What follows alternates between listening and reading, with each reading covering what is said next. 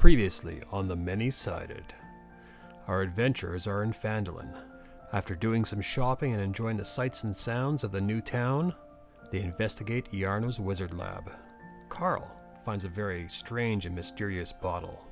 After having a meeting with Harbin, which essentially went nowhere, they decided to go and talk to Darren at the orchard. And P.S. Sorry about Stella's barking.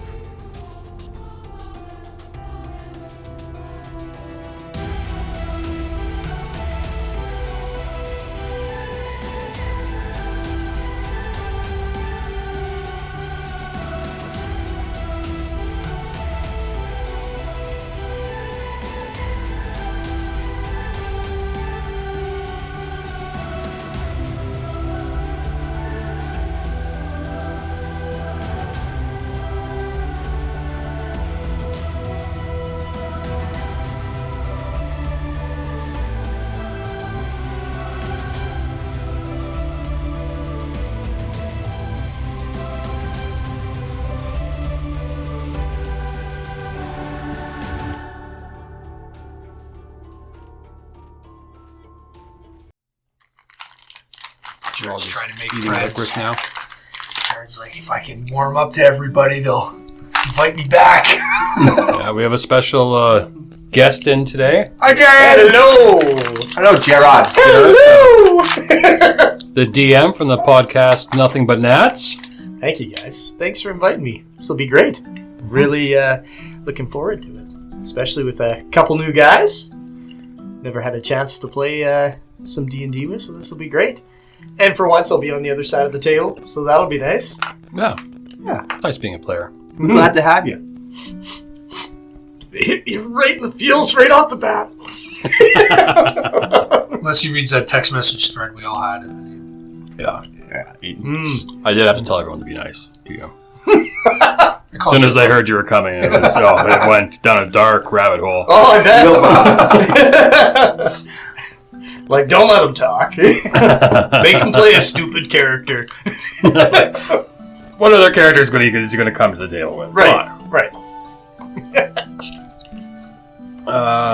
Yes, so you guys are just leaving Darren's place.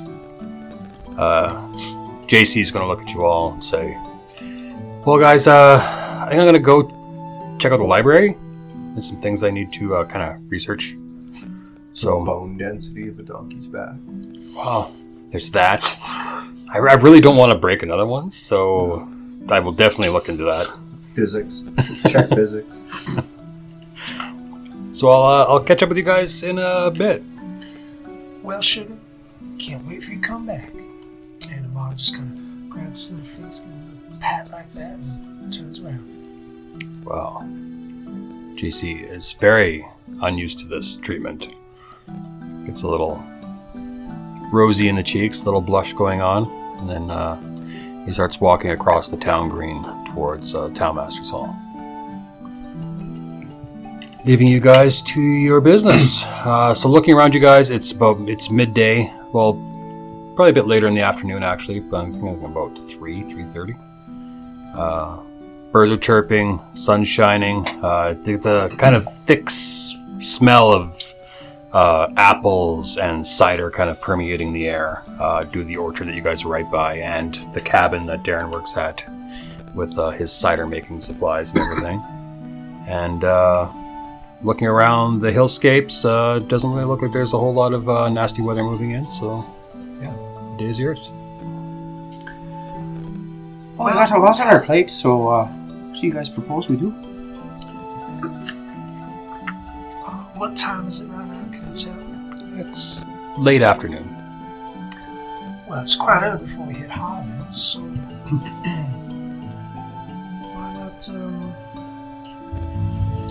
why not just why don't we talk to Sister Gray? She's quite close. Sure.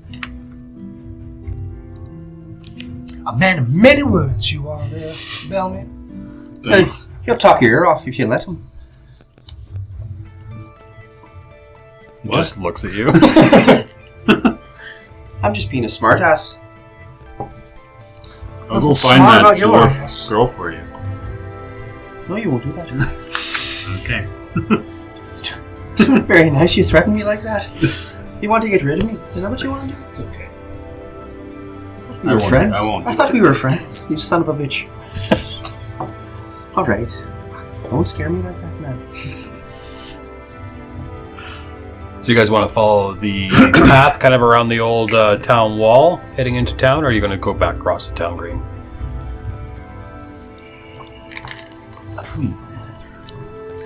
I say we make fancy shoes. He's the one now being followed by our dear dwarf. It's true. Aren't you disguised now, though? I am disguised. Would you disguise I don't yourself remember as? what I disguised myself. But I did put a disguise on. Say it, Robin Williams, man, from Birdcage. No. You're in your best drag. Actually, that's a great idea. Fancy is, makeup on, long hair. Yeah? Hair down, I should say. Let's hear the voice. Fancy can't do any of the voice. He's gonna talk like this, just like Amara does. A little higher pitch, though. Solid. Nice. I like it. I so can't wait for you to get confronted by her and have to talk to her. Yeah. It's gonna happen now. Don't make me do it. It's a good disguise. RP. Thank you.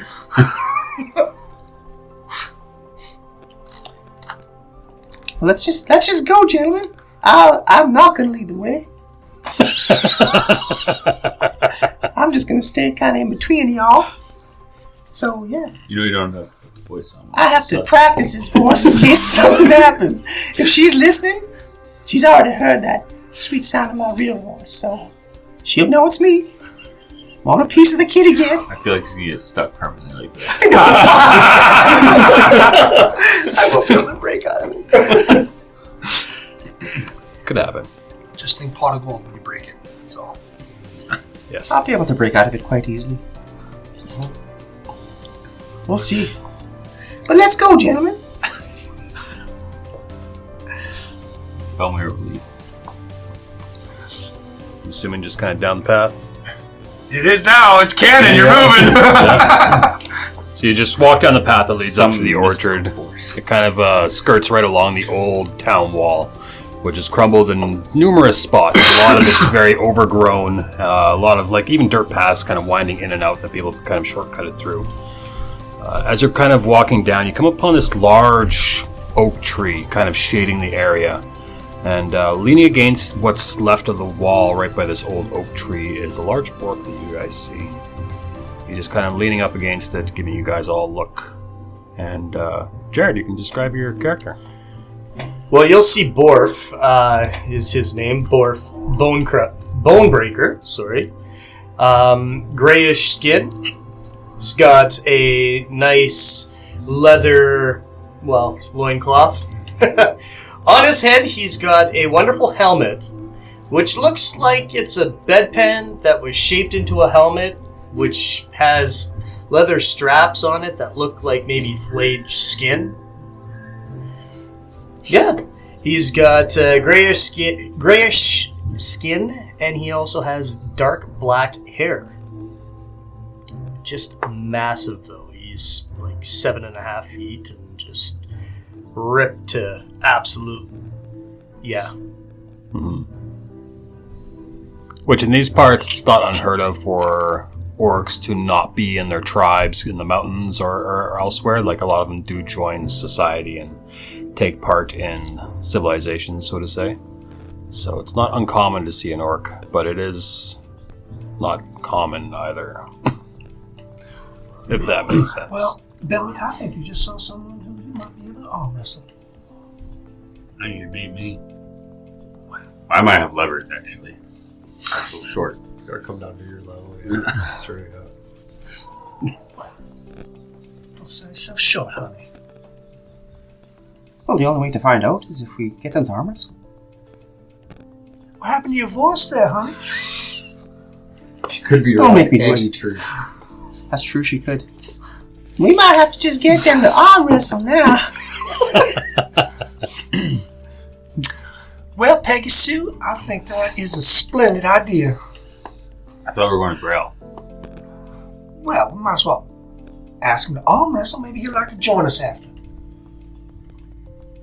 What better way to invite a person in? Arm wrestling. Why not? Nothing says join our group like a good old arm wrestling match. Borf starts moving around the like tree, almost looking like he's really upset and he's looking for something. He's just like he dropped something or he's missing something. He's just kind of looking around, but then looking down and I missed it. Where did it go? The shinies. I want the shinies. More shinies gone. I'll find it. It's got to be under the tree. Mad in the head. He looks a little crazy now, doesn't he?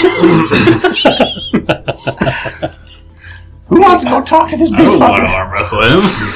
You guys are all just like traipsing up to him, and then you're like, full stop. Oh shit, this guy's fucking nuts. Well, I guess Amara's got to do what Amara's got to do.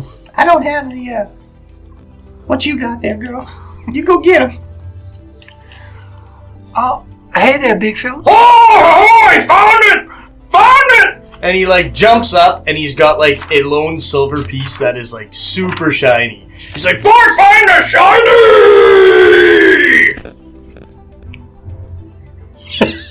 Alright. So you found it then, did you? Look at it shiny! Oh, It certainly has sparkle.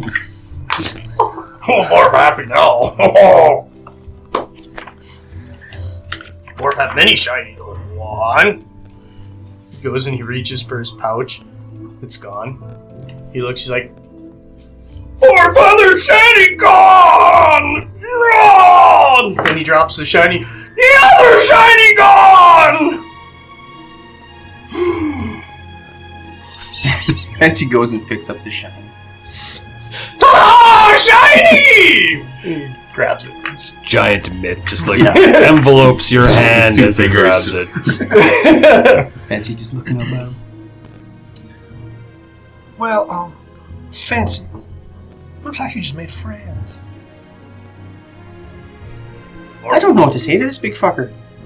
He likes shiny things. Thank Well, you. Well, you're welcome. we might be getting some more shinies if you'd like to join us. Oh, Borf like shiny. Oh. Well, all right then. Come along there, Big Phil. Just definitely, like, just falls right in with him. Amara starts looking in the bag, see if we can find a leash. No, got nothing. All right, yeah. So you guys start walking along, giant orc in tow. You then come to the crossroads that leads further into town or back to the high road. Well, if you want to see your sister around, I guess we're going back in town. Better make sure your voice is on point. Yeah. I'm ready Sue. to go, darling. I'm ready to go. I can't fucking do this for much longer, I tell you.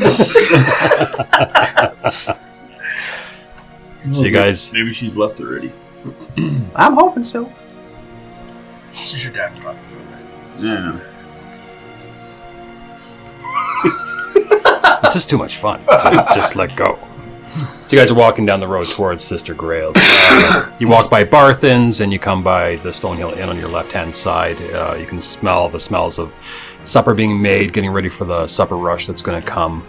On your right-hand side, you see the remnants of the Sister Grail's temple to Timora. Again, like the statuette kind of coming out of the ground, molded marble and stuff. Half of it just disintegrated and black and like almost looks like it's dripping ichor. And the other half of it is just half of a beautiful woman, and she's standing there and her arm is out, palm presented for a tithe. You can see the young lady elf that's walking around it, wearing fairly nice clothes. Belmir and Karl, with your massive passive perceptions, which you guys have, you do notice that she does walk with a noticeable limp. As you're walking up, though, Fancy, this strong, stubby-fingered hand grabs you by the shoulder and spins you around. And it's the female dwarf. And she's looking at you, and she looks confused. So, oh, sorry, I recognized the walk. You walk like someone I'm looking for. But you're definitely not him. Are you related to a Mr. Fencer? A Mr. Who? Fencer? I'm looking for him. I'm sorry, Don. I don't know a fencer. And she's standing there, and she's wearing like very nice regalia. Looks very well put together. Behind her are two dwarves in plate mail, standing there, and they just have these looks on their faces, just glowering at you. And both of them, you can see their eyes going up to Amara, and just the glowers just kind of deepen even more as they look at her. Why, boys! Great to see you guys walking around helping your dear princess find her love. You just get some grumps and some harumphs from them, and they just kind of cross their arms over their chest. And it's Hermidor, right? And she's like, yes. Yeah, Mr. Fencer is what he had told me. Well, I know who you are trying to find. You do? I do. I wish you would have told me his name when we were sitting at that table. Well, I'm sorry. I was so caught up in the moment, I lost track of... Well, I'll tell you, honey. Fancy's freaking out. That fencer is one son of a bitch. I remember him when he used to work for the circus.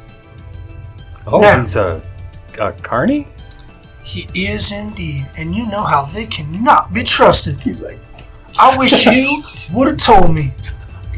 I would have said, you stay away, you run, you go back home with your two fine brethren. He was so respectable and he was a great lover. Well, Fancy has all the right tools, which I'm sure you're aware of. He was but dedicated, is what he is. But he has a sly silver tongue, and he will do whatever he needs to do to get what he wants. So if you haven't found him yet, he's probably long gone, sugar. That's just what Fancy does. I feel so torn that like we spoke and you said that I should go after him. That I should pursue my heart. He called you a sweet rose? Yes. Like the morning sunshine peering through a beautiful window, just shining, gleaming right off your skin like a beautiful rose petal, right? Those words almost exactly. Right, like I said, he is a son of a bitch. He's probably already gone, honey. It's just what Fancy does. And you see there's just this glower on her face, and she's just realizing this man that she's been chasing is just this despicable individual. And she looks at Do I notice the look like she's just kind of changed, like she could kill him if she saw him? Oh, yeah. Well, now listen. We don't want any murder happening, okay? I understand he's a scoundrel. Oh, if I find him, listen, no one else will find him. Karl, at this point, actively can't keep his shit together. Well, he works for that Witch Blood circus. Witch blood? Yeah, sure. Find them. I've never heard of that. And then her brother behind her just kind of leans forward and he's like, let's go. We've looked. You found out he's a piece of shit. Which, we already knew this. He's a halfling. Let's go. And she, Now, before you leave, I just want to say one thing. Sometimes that fencer, he does have his heart in the right place, and you are a beautiful rose, and you don't forget that. Oh, I won't. And she just quickly just turns on her heel and starts just stumping away, though only the way that a dwarf really could. And the ground you can feel just shaking underneath your feet as she's just on a mission to get out of town. New BBEG.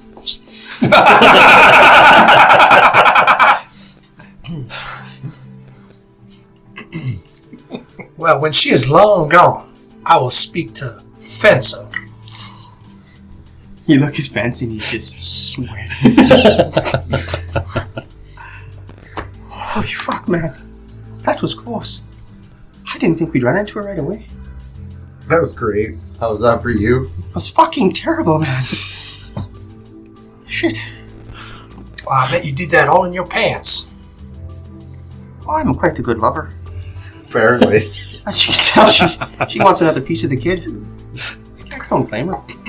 But holy shit. Borf's got like the most confused look on his face as your voice has changed and you're talking way different, and he's just like. As the story goes on, we find out we're the insane ones. Yeah. Is she marching out of town? Yeah, you can see them down by Barthen's, and they are saddling up some ponies that are pulling a lone carriage. And getting ready to leave. Borf looks over and goes, "No problem, you shitpants. Borf shitpants all the time." That was some pretty good sweet talking there you did there.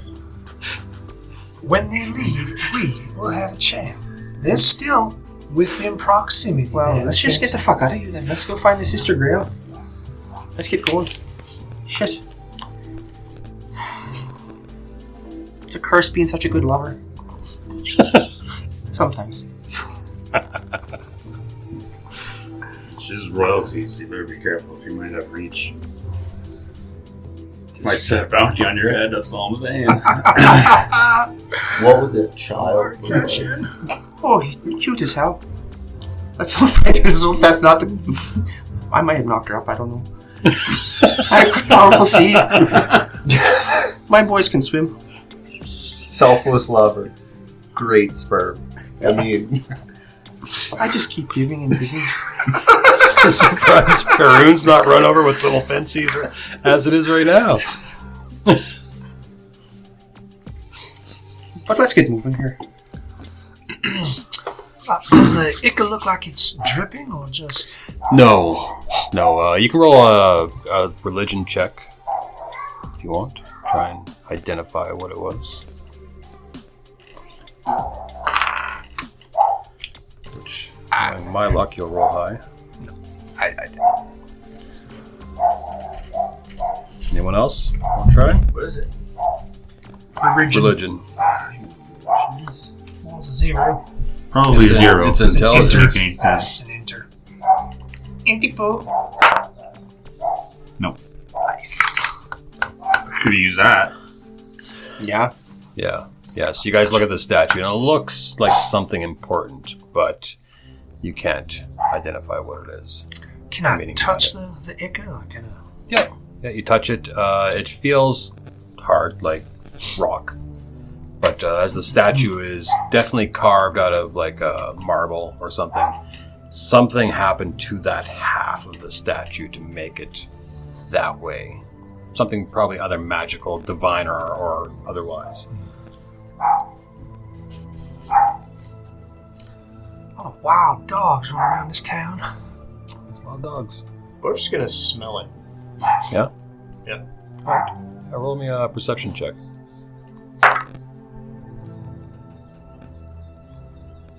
50. 15. Bending down, and you get a big whiff of the stone. And besides the smell of just rock and the nature that's kind of around the area, you do get a bit of a hint of an acrid kind of mark on your nose. Whoa. Stones smell better than that. Sometimes Borf's poop smell better than that. Oh. As you say that, a little kind of giggle comes up, and you see beside you there's a very well-dressed young elvish woman, hair kind of brought back and it's plaited down her back, wearing robes, bluish in color with like a white trim. And she just walks up. Quite a few people looking at that. That statue's quite old. Yeah, the ichor on it just is strange. You know how it came to be? Well, I do believe this statue was originally Tish, the original goddess of good and bad luck. She was split asunder into Timora and Bashaba eons ago, and I do believe that Timora is the nicer side here, and Bashaba is the part that's melted away, as Bashaba is the goddess of bad luck. Wow. At least that's my understanding of it. Anything I can help you all with? You must be new to town. I haven't seen you around at all. And you, looking at you and how you had sweated and everything, and Makeup's running. you look a little. Are you okay, ma'am? I'm just doing just fine. Thank you. Thanks for asking. It's a little hot out today. He wipes his face and makeup. Oh, shit. Why didn't you tell him my makeup was running there, Belmere? Come on. Looks funny. Well, it looks funny. You like just laughing at me all the time, don't you? Yep. You son of a bitch. She's not here anymore. Why are you using the voice? I don't know. I'm just scared. Can we notice if they've left now? Yeah, you kind of lean back on your heel, looking down the street, and yeah, you can just see the ass end of the wagon, dust kind of flying up, and they are well on their way. Borf looks at her and goes, Super sperm. Oh, Fancy, you can drop the act now. is that a She name gone. or? That is correct. I am super sperm. Does this? Just fist up there. Okay, I'll just call you Super. That's super. Okay. Super found me shiny. And Oh. Fancy starts cleaning himself up. Holy shit! Yeah, it's a bit strange. well, our dear friend Sperm found himself in a heap of trouble with another lady, and All right, you don't need to be telling everybody my business now. Come on. well, when you start peeling off your lady face, I was just acting. people are gonna start asking. I was just acting. I'm an actor from the circus. That's what I do. You're something, Don't all need to right. tell everybody anything. That's all. Oh, is the circus coming back to town? We had just had them a few months ago. I certainly hope not for a little while, but that's not why we're here. A couple things. The Crimson Ride. What can you tell us about them?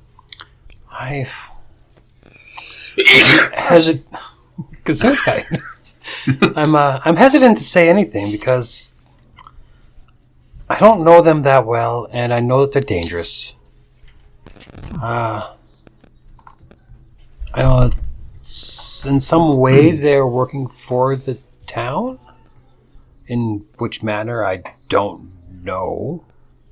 Seems most people, especially the businesses, are against them, but So a more negative. definitely, yeah, I would say to not tangle with them at all if you can. Well, we are a troop of liberators. Oh, Just here trying to find ways that we can put our services to good use. we have actually an ex-adventurer in town. Have you met Darren? Darren, Yeah. he told us that we should come talk to you about a few things. Oh, Nick, I'll be happy to be of service if I can. what do you know about Yarno, the wizard? I know he was a member of the Lord's Alliance, and he came down to establish, or tried to establish, some trade here.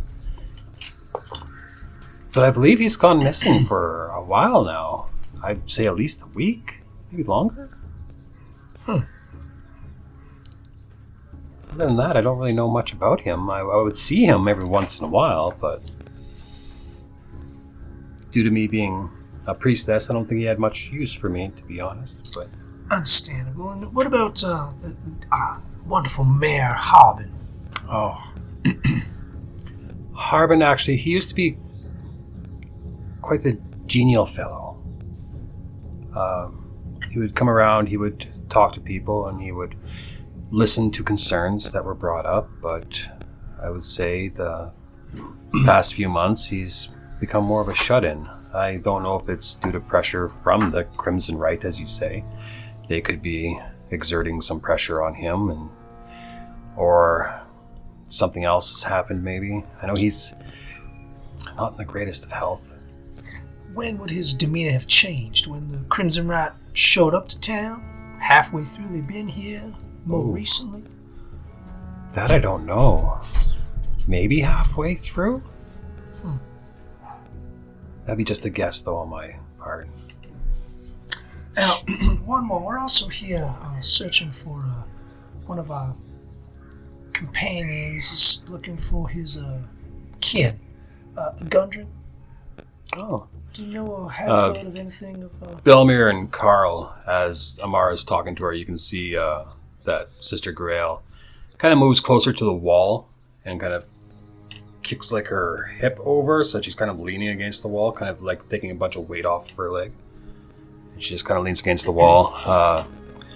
Gundren and his brothers used to frequent Phandalin quite a lot. They haven't been seen in a while, though. Is there anything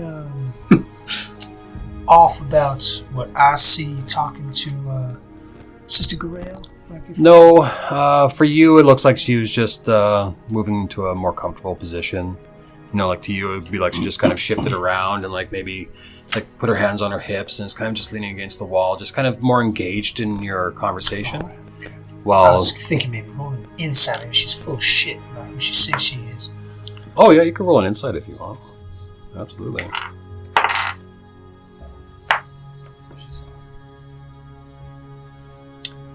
19.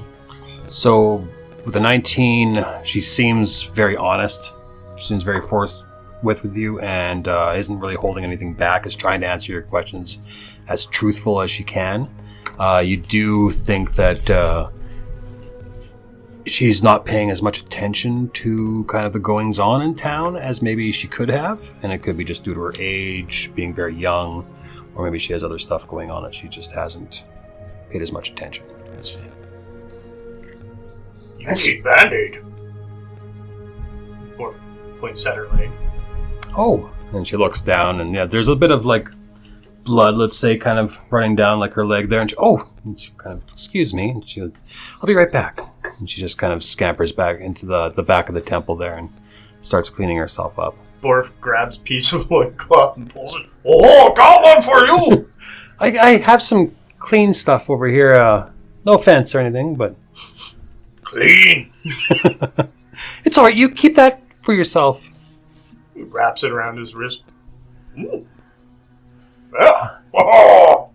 You might want to get a new one. You're dangerously close to showing parts, but Knees? a little bit more than the knees. But hey, you do you. Borf got beefy thighs. Oh.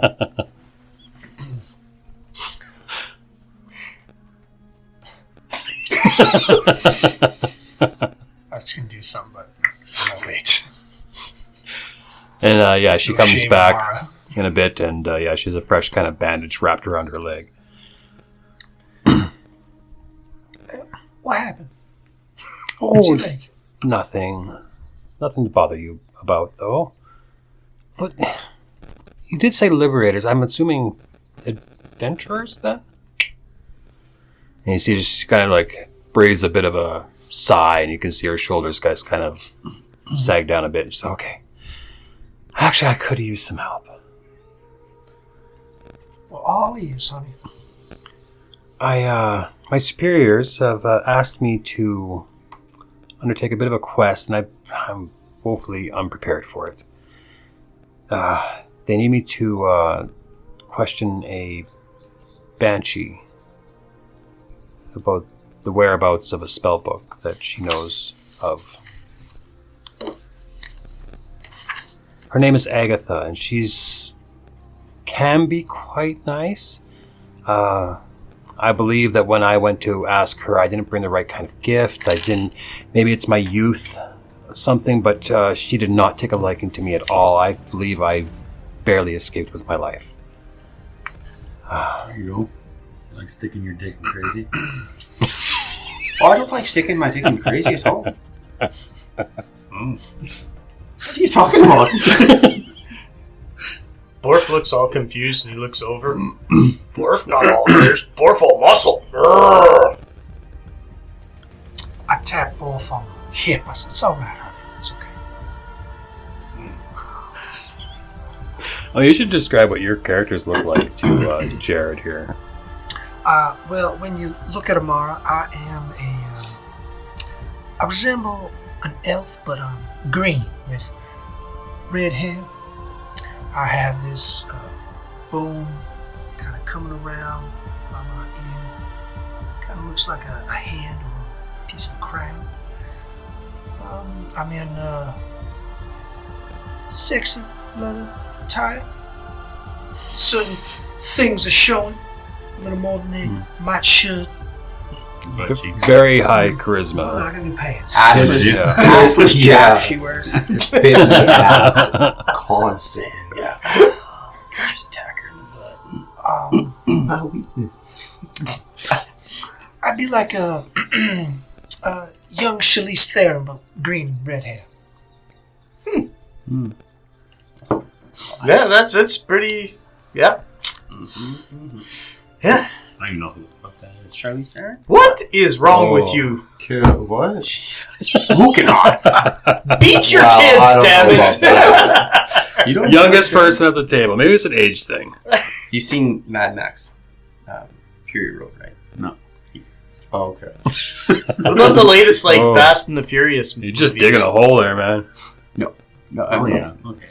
Just smoking on it. Yeah. Absolutely gorgeous. Nothing wrong with that okay, one. no, No. I don't give a shit. And the dwarf, Belmere? What do you look like? Very stereotypical dwarf. Short, black beard, black hair. He has an amulet. That's a symbol of Lathander that he holds close. And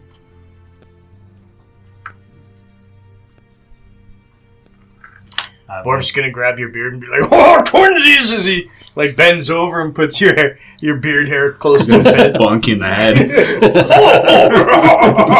good one! Touch my beard. And Fancy's a hot mess right now. Still changing. Yeah. Just like a woman. Dressed all Makeup still on. talking out of one side in the one accent, talking out of the other side of his mouth in the other accent. Yeah. Yes. And Karl, what does he when you look at Karl? Karl is a pale green elf, curly-headed fuck, pale green elf, with green hair, green eyes, wearing green armor. It's about that green life. Oh, I do have the fancy red. He hugs book. trees. I don't actually hug trees, though. My nature's not even... Hate trees. Left, they... Fuck trees. Yeah, it's fuck trees. I look like a green elf with curly hair. Yeah. Yeah, you got like two green elves, looks like, in the party. Yeah. She's way more vibrant than I would imagine. Probably a nicer green, too. It'd be all pale and nasty. Like Mountain Dew color? I think more if the phone case was actually green rather than blue. A little bit greener than that. Almost looking like Plants vs. Zombies. Yeah.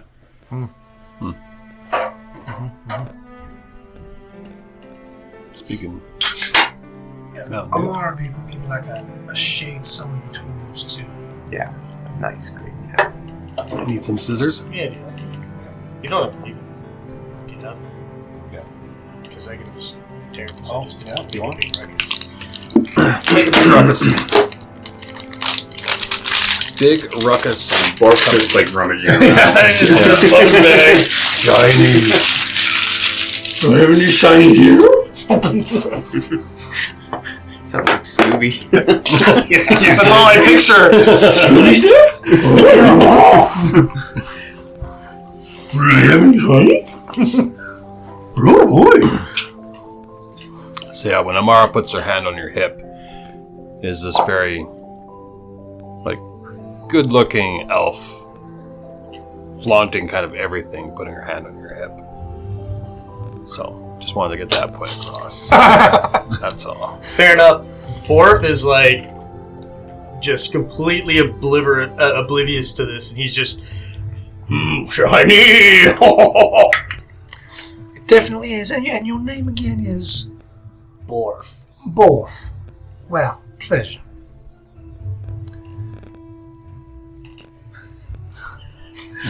Amara just removes her hand. There's a bit of dirt on him. So what's the importance of the spellbook? Well, my superiors just want to know the whereabouts of it. I don't even think Agatha has it, to be honest. But she knows where it was traded last time. And my superiors, for reasons of their own, want to know where it is and maybe track it down further, but this is the breadcrumb that they've decided to follow. So... And your Banshee Agatha, where could we find her? Her lair's a little north of an old settlement called Coneyberry. You can find it just down the trail that brought you here from the high road. And how far would you say? It's probably it's at least a day's walk to get there. All right then. Maybe a day and a half if you go a little slower. But if you do agree to do this, I do have a small jade comb that you can offer her. Something, it's quite old. I'm hoping that it's from the same age that when she had died and then turned into a banshee, so it kind of reminds her of her previous beauty and her life beforehand, so that she will be a bit more open to, answering a question. Now we only get one question. Yes. Well, you could try for more. I don't know. I've just always heard stories that you only get one. So that's kind of what I was thinking. But if you can ask her many questions, you could do that. I don't know if you have many questions that need answers. But Not sure what questions what we might need to be answered. We've asked you a bunch already, so we might when we get there. yeah. And as for payment, I can offer, when you return with the information, I can offer several health potions for free. And then a bit of a discount here for any healing or other spells that you need, of a divine nature, of course. That just sounds lovely. Not me. Sorry to bring this up, but wouldn't a spell book be worth more? It's you. Health potions on the What if market. you're all out of Well, it's not the spellbook that we're after. We know that she doesn't have it. Revivify? We know that she has information on where it was last traded to.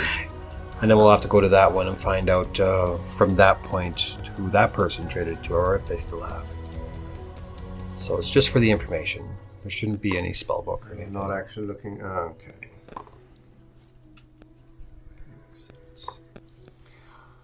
Well, So, and the spellbook is Bo Gentle's spellbook. It's made of some quite renown several hundred years ago. Bojangles. Bo Gentle. like the way I touched you. Gentle. I can do this. Could Borf have one more shiny? I don't have any shinies to give. Oh. You can offer a shiny to the temple here. You can just place it right on the palm of the statue. No. To each their own. Tamora is not everyone's goddess, but... Joaquin, rock goddess! Who? Joaquin, Oh, Joaquin. mm-hmm. Yes, the goddess of shinies! that she is. Yeah. My kind of lady. Yeah. If any of you want to roll a religion check on who Joaquin is, or if you just know, you can say as well. 14. Yeah, you've heard of Joaquin as a goddess of trade and commerce. Pretty heavily prayed to, especially in cities and stuff, and smaller towns that are trying to get thriving into things. They usually have a small temple to Joaquin in order to try and encourage their economy to grow.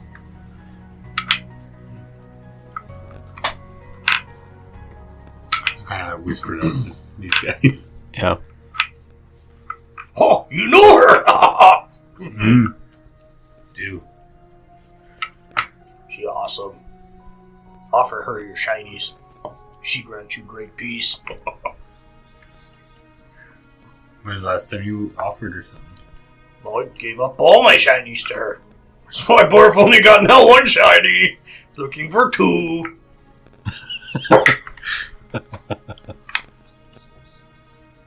I love Borf. One last question. Have you ever heard of any zombies in the area? No, I haven't. Have you? Well, we just caught wind of it, so... Oh. That's not very good. There's been lots of strange tales lately, especially with the uptick of like goblin activity going on. I wouldn't be surprised if they raided a crypt or something and unleashed Well, whatever presence was in there. Any rumors about Old Allowell? Oh. No, I have heard of the place though. It's kind of, I think it's like further in the mountains, kind of in between here and Red Larch. There used to be like an old trade road there or something, I think. Right? Would I know? Yeah, you could roll a history check. Intelligence. All day long. You're so wise. Fucking don't know shit. I have found your weakness. Every roll is going to be an intelligence roll. Yeah, so Can I search for that, Dad? I want to search over there. Yeah, roll me an intelligence check. Yeah. See if you actually know that corner is there. roll me an investigation instead of perception. I look with my eyes. So yeah, the information that she gives you doesn't jog your memory enough to recall. And what direction would that be? That Towards would your be banshee or away? kind of towards, yeah. Right. They're both kind of east of here. Well, sister, I will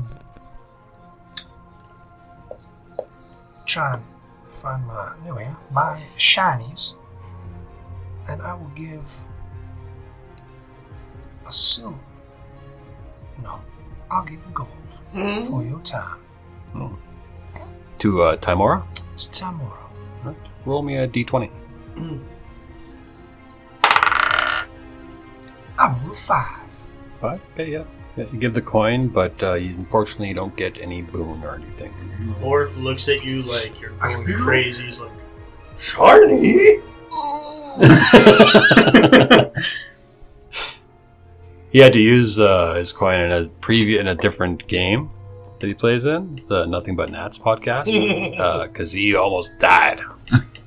So, Fucker rolled a nat 20. Yeah. Rolled a nat 20. Dude had Frost giant skeleton. had a great axe. And what was he rolling? Three D12s plus 6. for his plus 6 for his attack.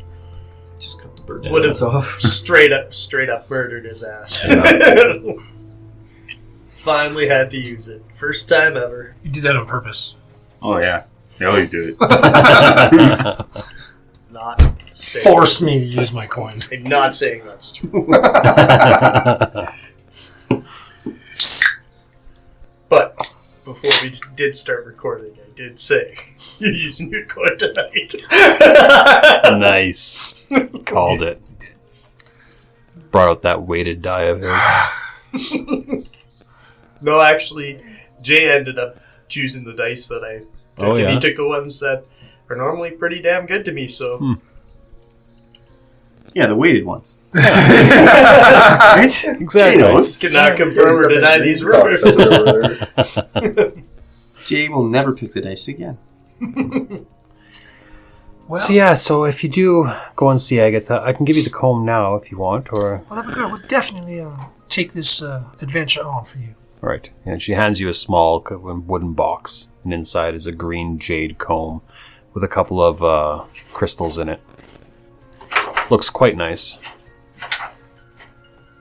My purse is stuck, so just give me a minute. Yeah, what's it stuck on? Jeez.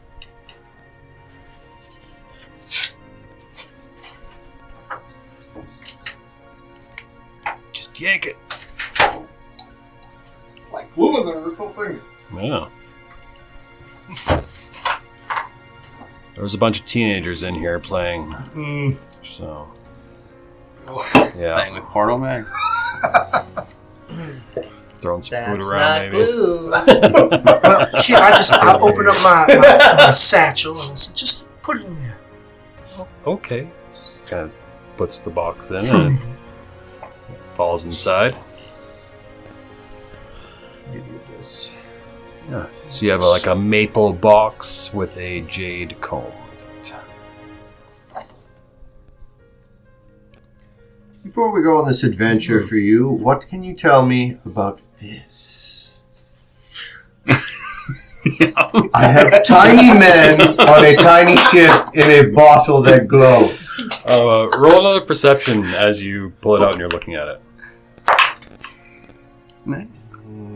16. 16. So as you pull it out and you're bringing it up for her and you look down at it, inside you see these giant tentacles come out of the water, and the tentacles are all like bony and stuff, and they come out of the water, and green water is like spraying everywhere, and this bony kind of desiccated head comes up for air, I guess, and these tentacles are just swirling around and it kind of swooshes, and it swooshes back underneath the water. It's gone, and the water just settles down to just a clear liquid. And then she looks at it, she goes, I think that's just a bottle of water. Is there no boat in it anymore? There was the tentacles, and that was it. I can't see anything. My man!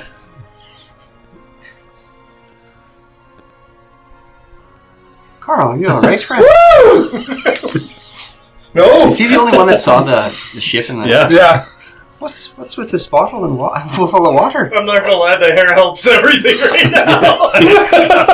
It's just like pulling his hair out. His hair is just like straight up and he's grabbing. My green men. I had men on a ship. Whatever that was. 8. Did you see that at least? Of course not. Of course not. Nobody did. My man! Never mind. Don't worry about it. That's my bag. Jeez. Ouch. It looks like you got a bottle of water. Just drink that I don't when want you to get talk thirsty. about it.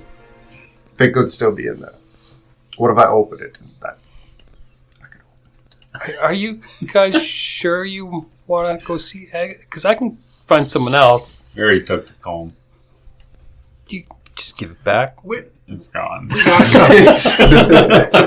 We got it covered now, honey. Okay. Okay. We have 10 minutes. I can cast Detect Magic and see if that bottle's actually magical. What if it's not though? And I'm I won't crazy. tell you. I don't want to know. Okay, deal. There's a deal. good chance that he is fucking crazy. He's just fucking crazy. No offense, Carl. I do like you.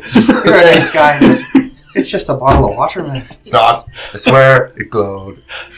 My man! My man! Okay, I guess we're doing 10 minutes. Ritual casting, identify? Detect magic. Or detect magic. Detect magic, does it identify the schools as well? Yep. Yeah. To sense magic in this way, you can use an action to see a faint aura around any visible creature or object in the area that bears magic, and you learn its school of magic, if any. All right. So a few things kind of light up in the area. The statue lights up. Okay. What? Of Timora? Yeah. Yeah. What? Oh, the school will be divination and transmutation.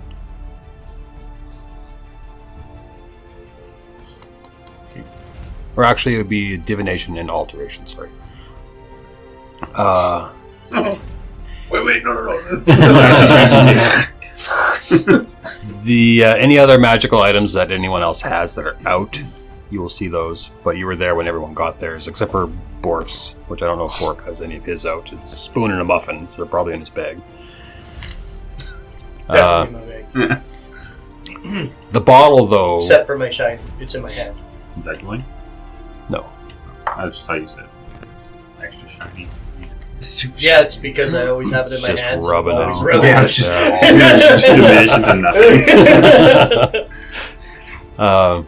The bottle, though, glows fairly brightly. Several schools of magic at work here. There is divination, transmutation, illusion. What else would be in there? Conjuration.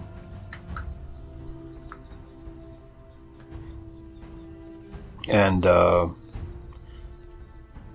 due to the spell, as it takes effect, you can tell like these magics that are in this bottle are all interweaving together and working together to create something. It's a bit beyond you, and like even looking at it, you can't see what Karls saw. It just looks like a bottle of water. Although the end of the bottle where you would pour the water out, that is capped in like a metal cast almost. It's like it looks like an intricate chain that kind of wraps all the way around it.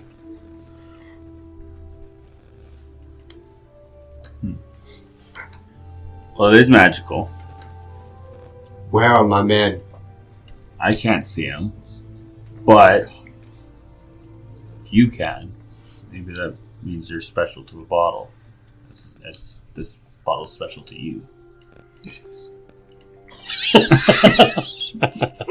It is. It's my precious. I miss them so much. Just keep looking. You might come back. So he's not crazy then? It's magical. I'm not saying not. I'm not saying he's not crazy. So he is crazy then? Alright, we got that covered then. Right. Yeah. So while you had cast that spell, Sister Grail went about her work. I'd say now it's pushing 4:30. You know, supper is starting to kind of come around to all the houses. Smells are kind of intermingling with everything. The sun's getting very low on the horizon. Well, should we bid ourselves adieu and see how the activity is around where we need to go next? That sounds like a great idea. Well, sister, thank you so much for your time and answering all of our questions. Well, I wish I had a bit more information for you, but You don't. I don't. No. Yeah. Enjoy the rest of your day. I'm sure we'll be seeing lots of each other. Hope your leg better.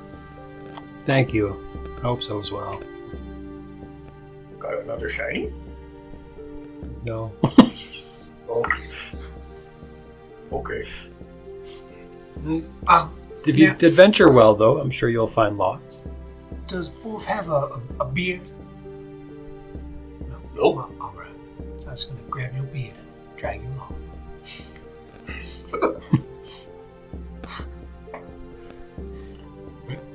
What you guys want to do?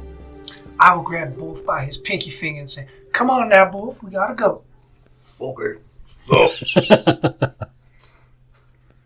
Very daintily being led by your stinky finger. This is just all like. So, where you guys off to?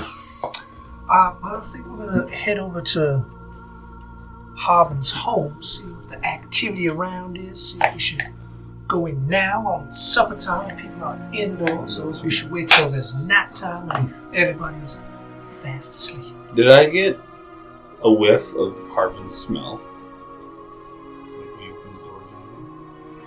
Yeah. I can't remember what I described, but there was lots of like food and stuff that you could see on his desk when he had opened the door, and there's Rot. a lot of smell of rot, and food and BO, a bunch of mix of those smells. Yeah, but mainly rotting food. Uneaten rotting food. Yeah. Well, you didn't go in there, so you have no idea. Teenager shit going on in there. Everything's The whole sticky. He's a Zambi. And he was very. He's a very big man. Not in muscles. Not No. It's just the fact that he was lively and then all of a sudden he's just shut in, doesn't talk to anyone, doesn't like being seen. Infected. Full blown. Ideas. That's why I like Belmers. He knows the stench of rot. Or death or something. Yeah. No, just there would have been a lot of rot smell, for sure.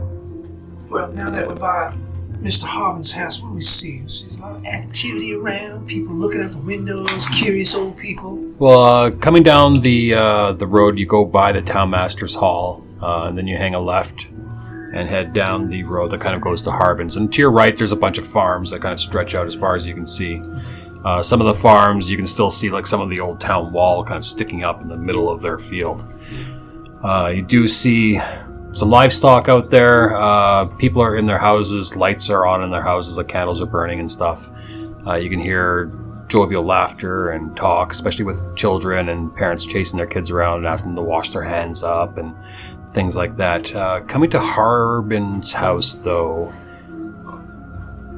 I would say it's kind of sitting there. It's like hunched down there, like it's just, I don't know, like a scared cat. It's just kind of sitting there hunched, and it's cold. No lights are on in it, and yeah, it doesn't look very welcoming. Does it look more abandoned? You could say abandoned.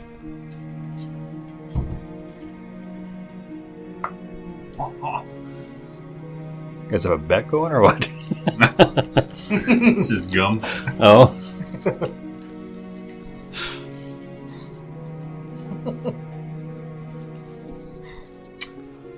Does it look like if we were to enter now that people would see us? There's still quite a few people on the streets and stuff making their way to and from their houses and their places of business. You also see some Crimson Rite walking along, usually in groups of 2 or 3, maybe even 4. Really kind of keeping close to people, but not like right on their heels. Would that be the main entrance, or would that be the main entrance?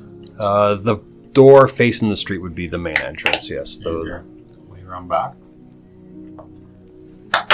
Karl, if you want, I'll get you to roll an insight check on these Crimson Rite, just due to your class. 16. 16? So you're watching these Crimson Rite as they're walking around in groups, kind of following people, and you can tell that they're casing people, looking for marks. Like these Crimson Rite are definitely rogues, and you're with a 16, and you're guessing that they're probably from like a bigger city. And that's kind of where they learn their skills. There's definitely a way to get around back. Looking at the house, there's not really any fences up on anyone's properties. So getting in and out of the backyards and into the alleys and stuff is fairly easy. Well, I think it's a little too much traffic right now, boys. Perhaps we go get something to eat. Maybe get a plan together on how we're going to attack this property. Borf attack property. If we need a door kicked down, we would definitely say Borf kick door. Deal, Good sugar? idea. All right, then. Right now, are you hungry? Borf kick door. Borf eat lots. Well, there it is. So, I think we get Borf some food. You can. I'm not paying for that. I don't even like to pay for my own food. I'm not buying. Tell you what, boys. Today, I got dinner. You got last name. Probably. So, what you guys doing? Back to the Stonehill Inn. All right. Grab some food. Get a game plan.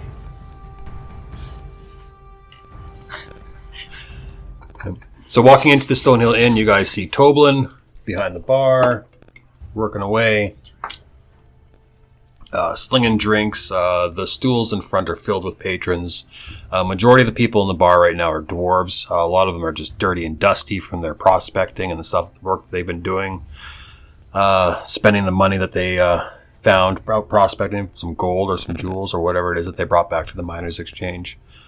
You do see a couple of halflings. Looks like a little family get together. They're having a little dinner, and there's like a little, looks like a fruit cake kind of put off to the side, like they're going to celebrate something later on.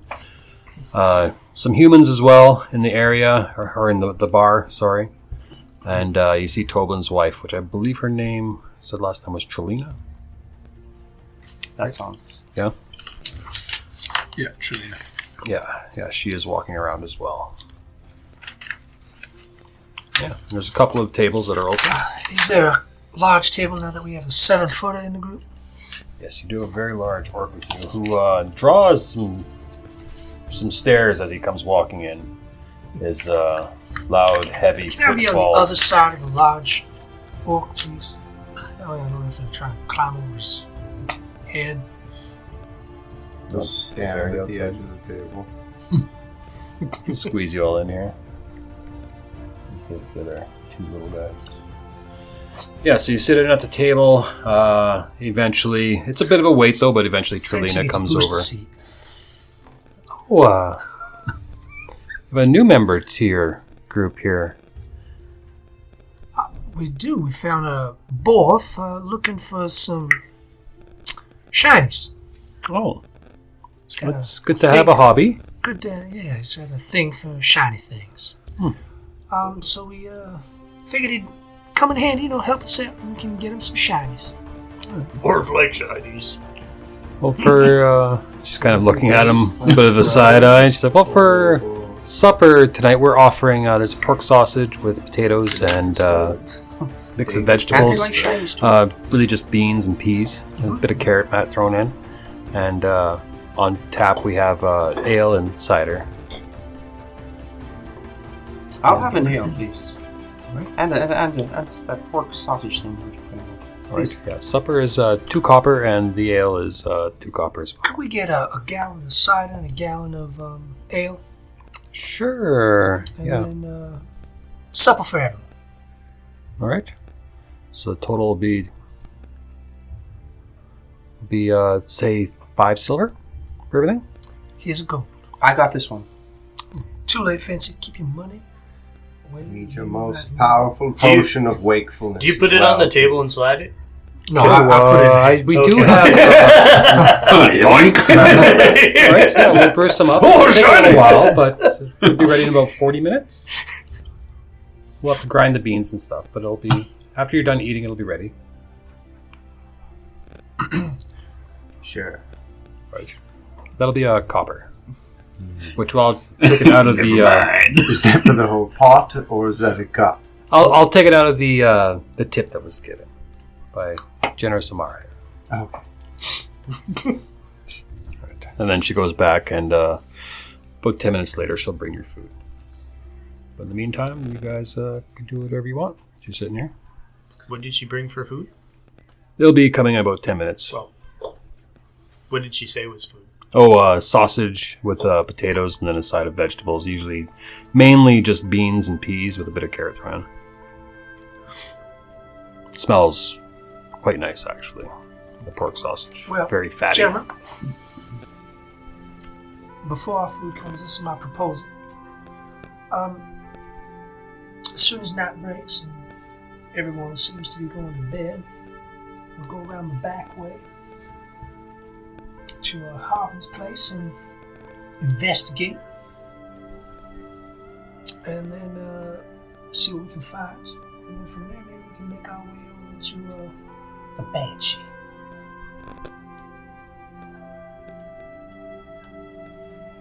Sure.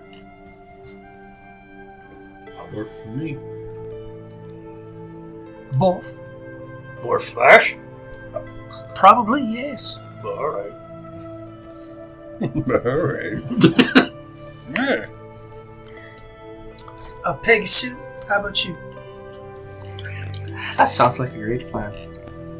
Your voice. Might want to take off the Name dress Peggy when you get a Sue chance. Oh, he's already looking like fancy again. He did that while you guys were talking to Sister Grill.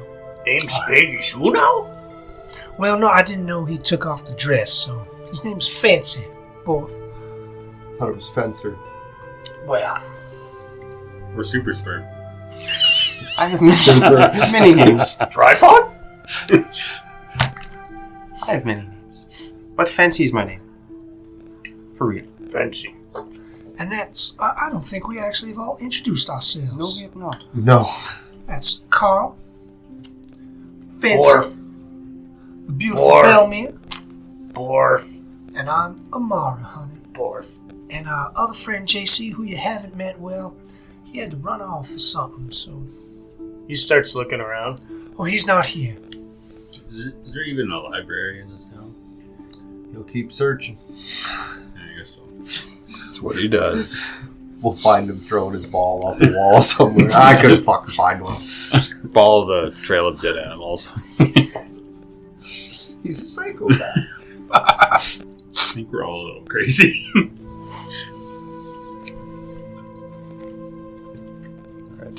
So sitting next to you at a booth, pretty much by himself, across from him is another dwarf. Very dark beard, scraggly though, like just wild beard and hair. Patch over one eye, just hungrily eating food. Is a fairly well put together half elf. Very nice looking ornate bow that he has kind of laying on the bench beside him, and he leans across the back of the chair there towards you guys. Gonna go investigate Harbin's place, are you? No. I couldn't help it over here, I'm sorry. You were not making it any of your discussions secret, but I would just caution you against it. He seems to be in with this Crimson Rite people. Mark turns around. And you are? My name is Nib. Yep. Yes, Nib. Like N-I-B? That's it, yes. Making sure. And what do you know about Harbin and the Crimson Rite?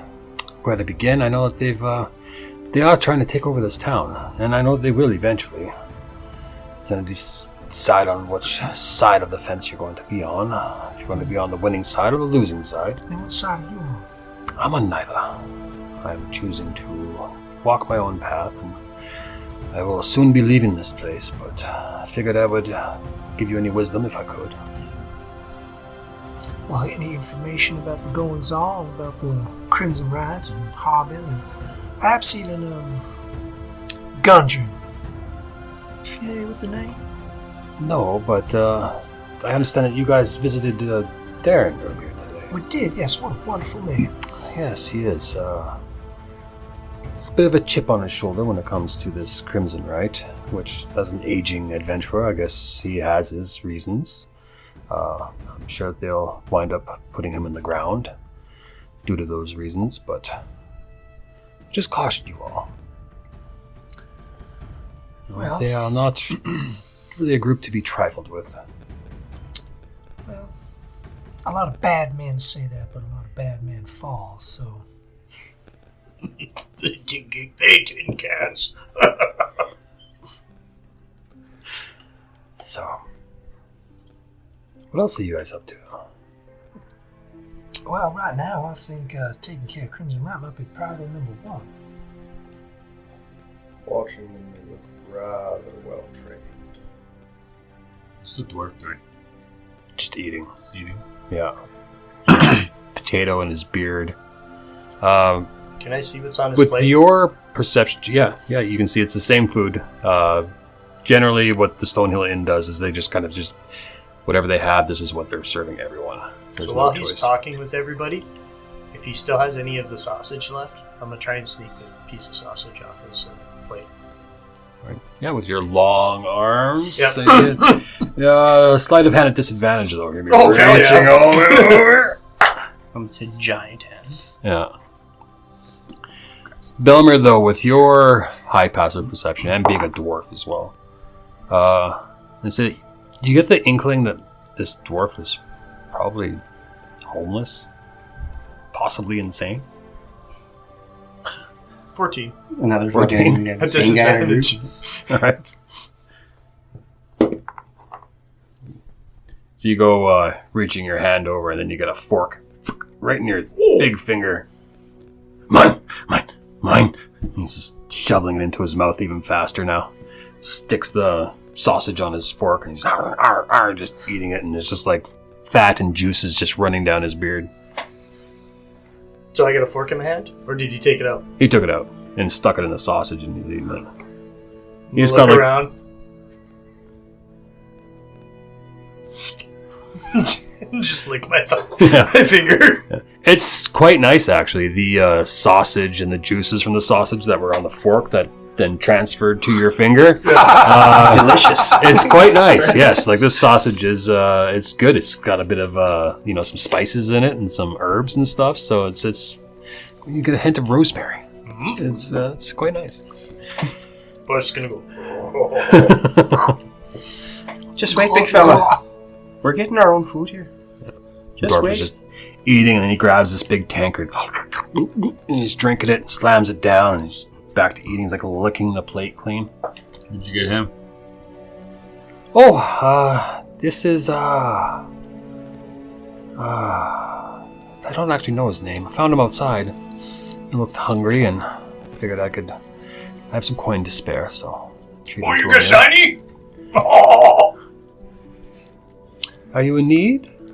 It's a always need shiny. collector of shiny things. Oh, yeah. And he flips you a silver. Grabs it. Grabs his gold piece. Has his silver piece. Oh, so much shinier. Puts the gold piece on the table. Just like enthralled with the shiny one. Oh. Interesting. But you all look like adventurers. Regale me with a story or two of your travels. What threats have you faced? Well, we did meet a tree that wanted to kick our asses. That fucking tree. Tree. Yes, a tree. It had a bunch of bags of gold and stuff all around it. Toughest foe we fought yet. It almost killed me. You'd go to take some stuff from it, and it would fucking give you a smack. Oh, fucking tree! I'm gonna get that fucking tree. Oh, it's just brilliant. We fought some goblins. We have goblin toss at home. Oh, you should have been with us, man. We fought a lot of goblins. You could have been tossing them left and right. They fly Fucking real goblins. far. Well, I think we're quite capable, but we've, I guess you could say, just quite started our adventure. Oh. But you all have to start somewhere, right? Where are you from? I'm from around, but I've heard enough. He just kind of pushes himself up. I bid you all a good night, and he'll just walk out. I'm gonna look at him and go, weird dude. Shiny though.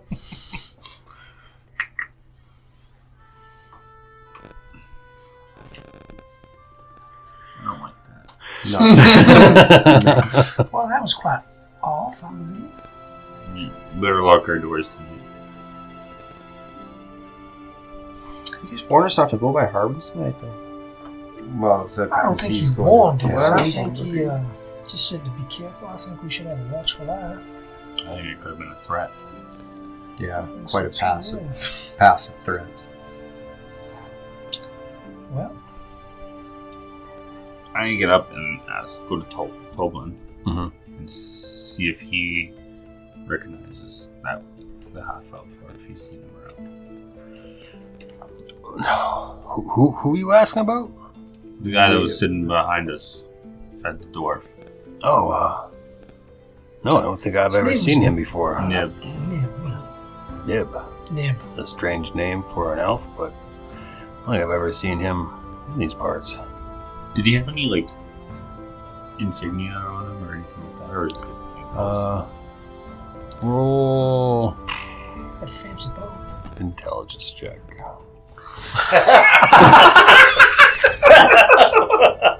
Your dad is going to get you. Come on, use your coin. Don't do that. Take it. We might need that coin during our fight. Yeah, you can't recall looking at him from.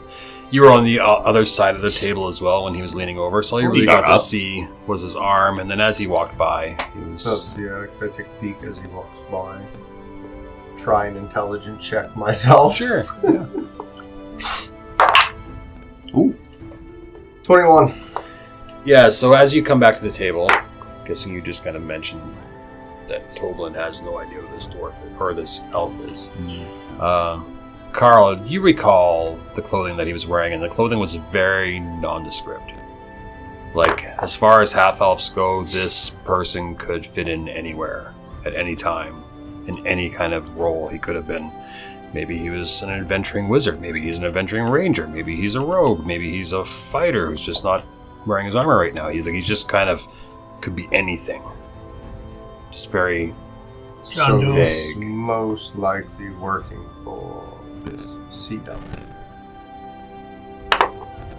That's how I take that. He is a chameleon. See who? No, the Crimson Right. Sorry. CW. You spell it with a W? Is it not spelled with a W? Yes, I spell it with a W. What about it? I spell it like this. That's not how I spell it, so. How do you spell crimson? Did I spell that wrong too? Crimson's right. I just So that's put what the C- I put right as RITE. That would make more sense than WRITE. Carl doesn't care, because that's how Carl spells it! Anyways, He is green. You have to remember. Yeah. Fucking crazy. she's green too! She's greener than I know I who am! she is. You, on the other And so hand. is our new guy. No, you're gray. Never mind. Grayish. He's more gray. He could have been green at one time. Maybe as a baby he was green. It's like when the He needs to eyes polish are himself. changes when He's you're just covered 3-year-old. with. He licks Dust? his hand just to see if it was dust. No, it's still gray. Yeah, I think we might need to take care of this crimson knight before we do anything else. You think we can take them, though? There's quite a few of them. There's quite a few of those. We do have the big fucker now, though. Do we know if we have anything that can make a large kaboom? Could say the most of the mana is made of wood. Would be the easiest way to eliminate a vast majority of them. And we'll figure out the rest from there. Cause chaos, cause commotion. Nothing wrong with those. So you want to Crazy. burn them to death? Well, if they happen to be in there while we light it on fire, is that really our fault? A little bit. You could, couple yell a little bit before we. Hey, your belly's on fire! You guys can get out you put a there. door Our against door's the door. locked! Our door's locked! Or find the easiest way to kill people is with an axe. We could do that too. That is an option. There's quite a few of them, though. If you hit him with an axe, and they're standing there when you hit with your axe, is it really your fault? They didn't move. You just there swinging the axe. Oh, I love Like when Carl. you get too close into the batter's box, and that pitcher's got to let you know, back up. True. Anyways, we don't have anything to set fire to begin with. That is also true, but I'm sure we can find something. Torches all over city. I'll go up to the bars, Tony. What are you looking for? Well, I lean in real close. Not to really show anything off or anything, just to whisper. So It's there anyway. It's a hush whisper. He's really avoiding eye contact. You see he's like looking at his wife as she's walking her way around. And she's like looking over too, like, what's this hussy doing? We're looking for something that, a liquid that burns. Oh, like oil?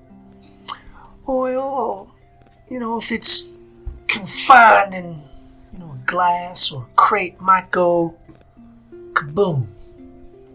Oh, well, do we have anything like explosive like that?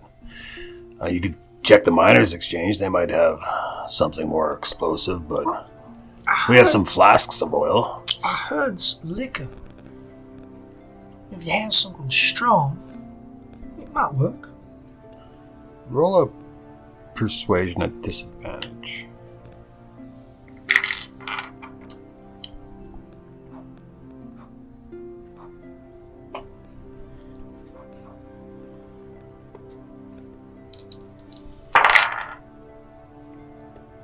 $12. 12. Sorry. All I got is oil for you. Insight check. Just kidding. From across the room. From across the room. He's lying. He's lying. Technically, because He's you have full that of shit. sheet, if you could see Oh. his lips move, you could probably... You are sitting on the right side of the table, Oh yeah, observant. Yeah, so you can see his lips moving. we could watch this whole conversation. Yeah, I mean you can Just see like creeping hard all the time. All the time. Well, I really don't have time to Would you allow that? Yeah, if you're watching. Yeah. head to the miners' Elmir exchange. just... Yeah, you need an int check. Total. We're trying to perhaps get rid of the 16. Crimson Rite. We know there's been a problem around town. Oh, they have been. What'd you roll? 16. 16? You can tell he's not telling the whole truth on something. You don't know the questions that Amar is asking because you can't hear her or see her mouth. But his responses and the way his eyes and his features were, you can tell he's not telling the truth. Tell the truth. So all I'm asking is for a little help, honey, because we're just trying to get rid of them. And we Well, know there are many, and we are few, but we are mighty, and we are capable. But we... that I do believe you, but I don't want any of that blowback on my business or my family, so at Well, this what point if- I'm going to have to say no. What if If I I- give you 5 gold, and I put 5 gold on the table, and I say, it just happens to be outside in the back?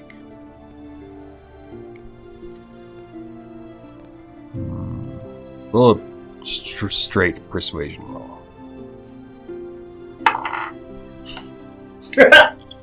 He's going.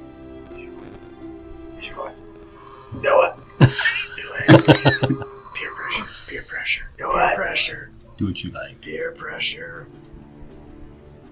If my 15 is not good enough, I will use my coin. The decision will be made. So either you use your coin or...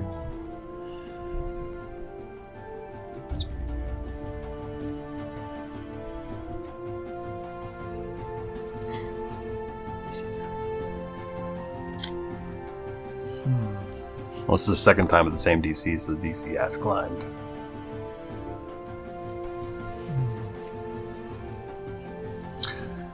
Tell you what, you drive a hard bargain, Miss Tobin. I'll give you 4 more gold. With that 9 gold, and you leave it outside. That lowers the DC. So you put 9 gold down? Mhm. Alright. Yeah, he scoops it. You remove 9 gold from your inventory.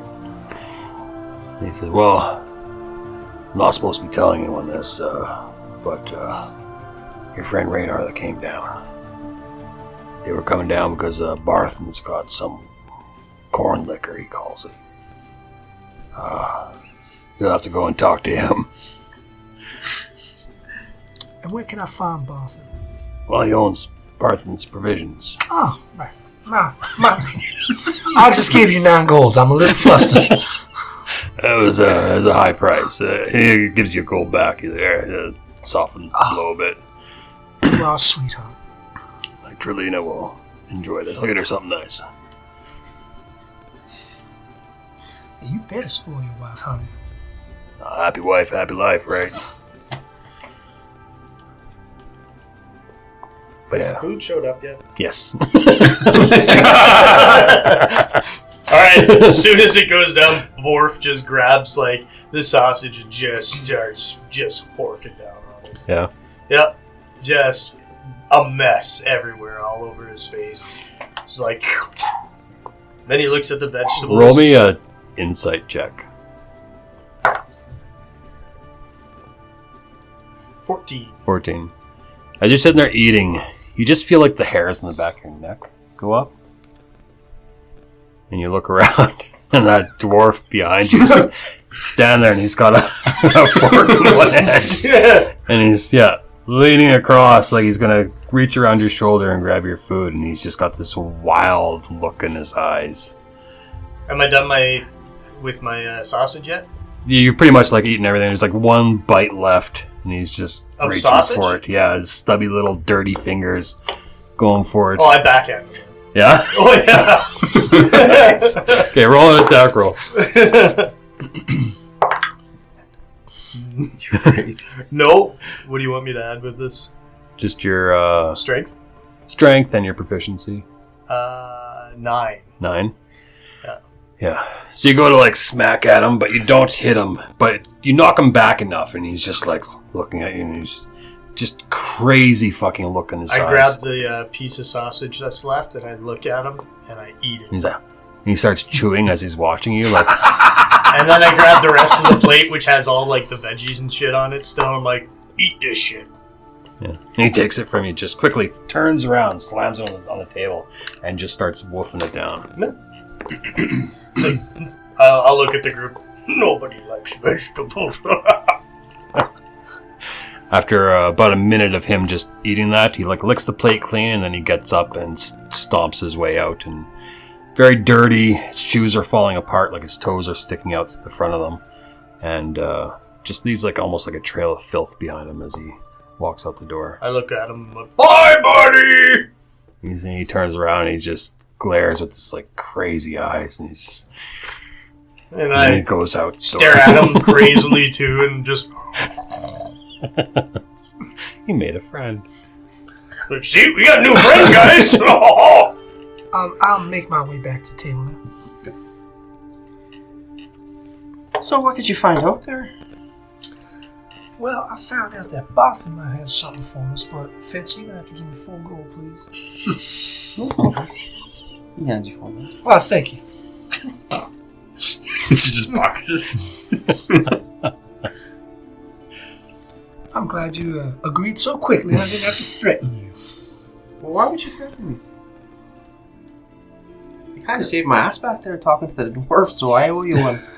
Well, that's fair. We were going to talk about that, but we don't have to anymore. Paid up. Well, gentlemen, I'm going to go over to Barthen's. You guys finish up your eating here. I'll grab my sausage off my plate. Are they even open? Well, check. What time is it? It's only like 5, 6 o'clock. It's about 6:37 maybe. What time did we get into Fenland first time? They were just closing up. It was about 5 o'clock, 5:30 when you guys walked by Harbin's place the first time, and it was dark and cold. Came in here, now you've eaten and stuff, so it's at least an hour later. So it's about 6:37-ish. You can try, but I'm pretty sure that's probably. Well, I'm going to run. And I take my You're running? sausage. Well, of course. And I'm going to take my sausage and I gently put it in my mouth a little bit, and I bite it, and then I hand the rest of it to the big fella. And he grabs it. And then out the door I go. Are we following her? No, gentlemen, you eat, I got please. coffee. You're already out the door. Coffee to drink. Yeah, Trelina comes with a small cask, hot, of coffee, steam just kind of pouring out of it, and a clay mug for you. Very thick-walled clay mug. Puts it down in front of you with the cask. Any sugar or cream? Those people like cream and stuff in theirs. No, thank you. It's probably excellent. I will finish eating my vegetables and push the sausage towards the big man. No, he grabs the sausage right away. Just, Borf is the sausage party, eh?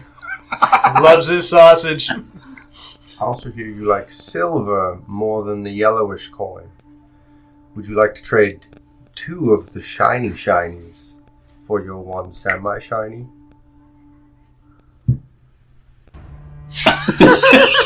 Fucking around like this. Vince is standing up on his chair like this. He just holds it out. He's just looking at Carl. He's shaking his head. I can't. That's an animal move. You can have the silver. Oh, that's shiny! And he pulls up like all 3 of his coins. He's like, oh, lots of shiny.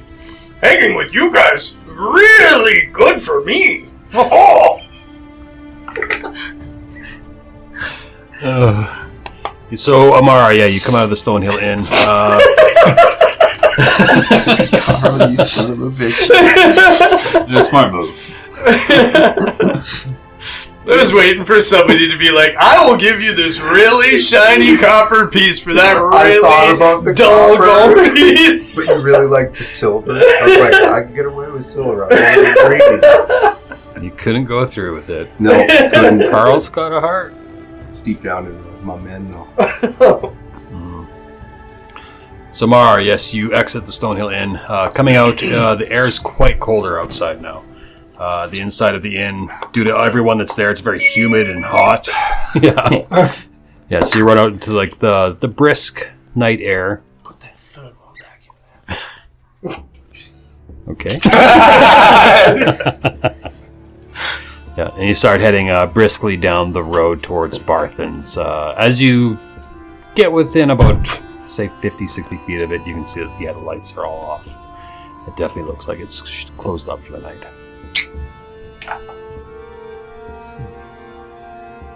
I told you. As Belmere says in your little floating Belmere. Actually, it would just be Belmere, arms crossed over his chest, foot tapping. Just Yeah. floating around so I can see him. Yeah.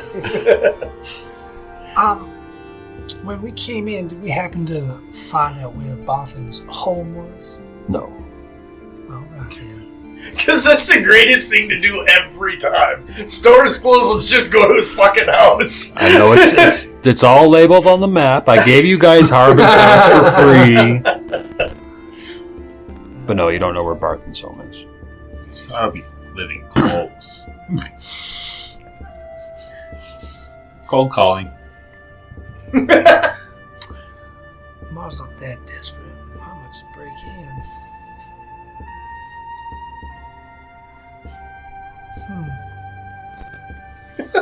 Breaks in, You better make a leave decision a gold before on he the, starts rolling. leaves a gold on the actual table for said. Are the lights like real off, or was like somebody just leaving? No, it's off.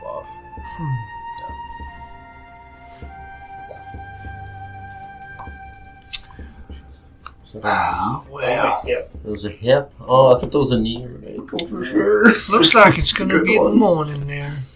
That hip's already starting to go, eh? Wow, you're too young for that, young buck. And hip hops feel the weirdest, don't they? Well, they feel Well, good. They do feel weird. Actually, I'm going to head over to the Shrine of Luck and see if Sister Gorale is around. All right, yeah, heading over there as well. Looks like kind of a small town. Everything's kind of shut down at supper time. The only place that's really popping right now is going to be Stonehill Inn. Maybe the Sleeping Giant. You gotta yell this. But looking around, yeah, the businesses are all dark. Houses are all lit up. Thanks, bro. Well, all right then. No. I guess I'll head back to I'll wait Stonehill. till after. I got some nicotine in.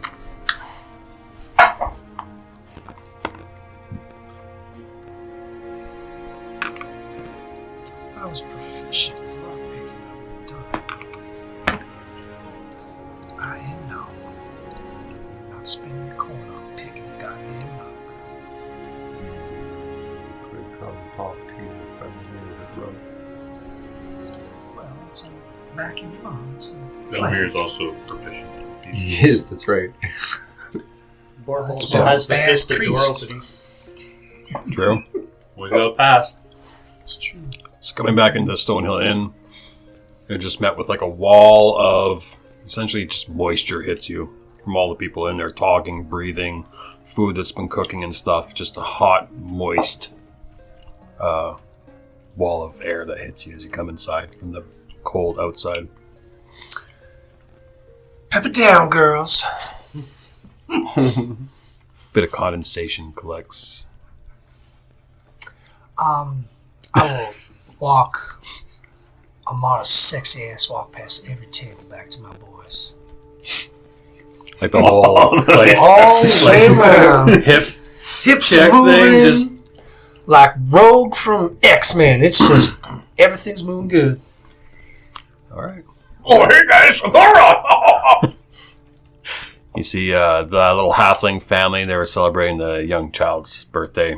A little cake out there and candles lit. They say happy birthday. The mother covers her kid's Well, hey, eyes as wait, you wait, walk wait, by. wait. Do I know? Did they say like, happy birthday as I walked in? They're just dishing up the cake now. I'm gonna walk over to the table. I'm gonna dip my finger in one of the cake. I'm gonna say, "Happy birthday, honey." Like that. The kid's 6. Damn it! I was hoping it was like a teenager. You're going to jail. Been there, done that. The lady looks at you and she looks weathered. Definitely works like a laborer's job. Calloused hands. It's got like some bit of twigs and dirt in her hair still. Like Retcon it and I do it to the mom. Say, happy birthday. oh, that's no. She like moves her head out of the way. Oh, what are you doing? Wishing you a happy birthday. It's not my birthday. Oh, well, should be. You are beautiful. You're a liar. This has never happened. You are a liar! I have no sense of... I have no self-worth or self-esteem at all! I know what I look like. I just got off work. Just because you look like that right now doesn't mean you're not beautiful, honey. Every woman is a rose. Never forget that. What's on the inside is supposed to be melted. You see her like roll her eyes. Okay. Thank you. You're welcome. Have a wonderful cake. We will. Have a good night.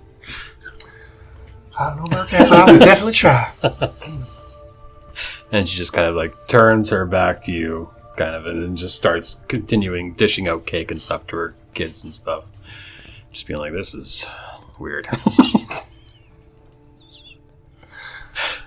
You're in a bar with a 6-year-old. That is also fair. It's an inn. It's not a It's not, nightclub. it's not like 9 o'clock where the miners have to be kicked out. 7 o'clock.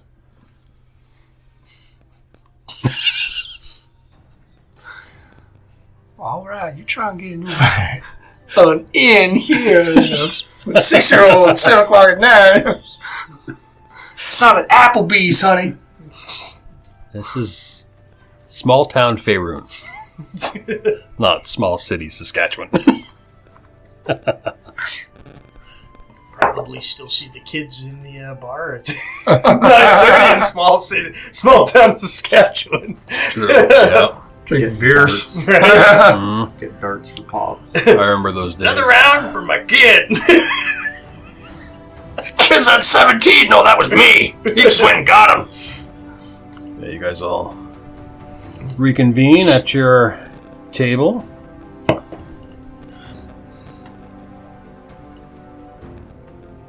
Oh, Was he closed?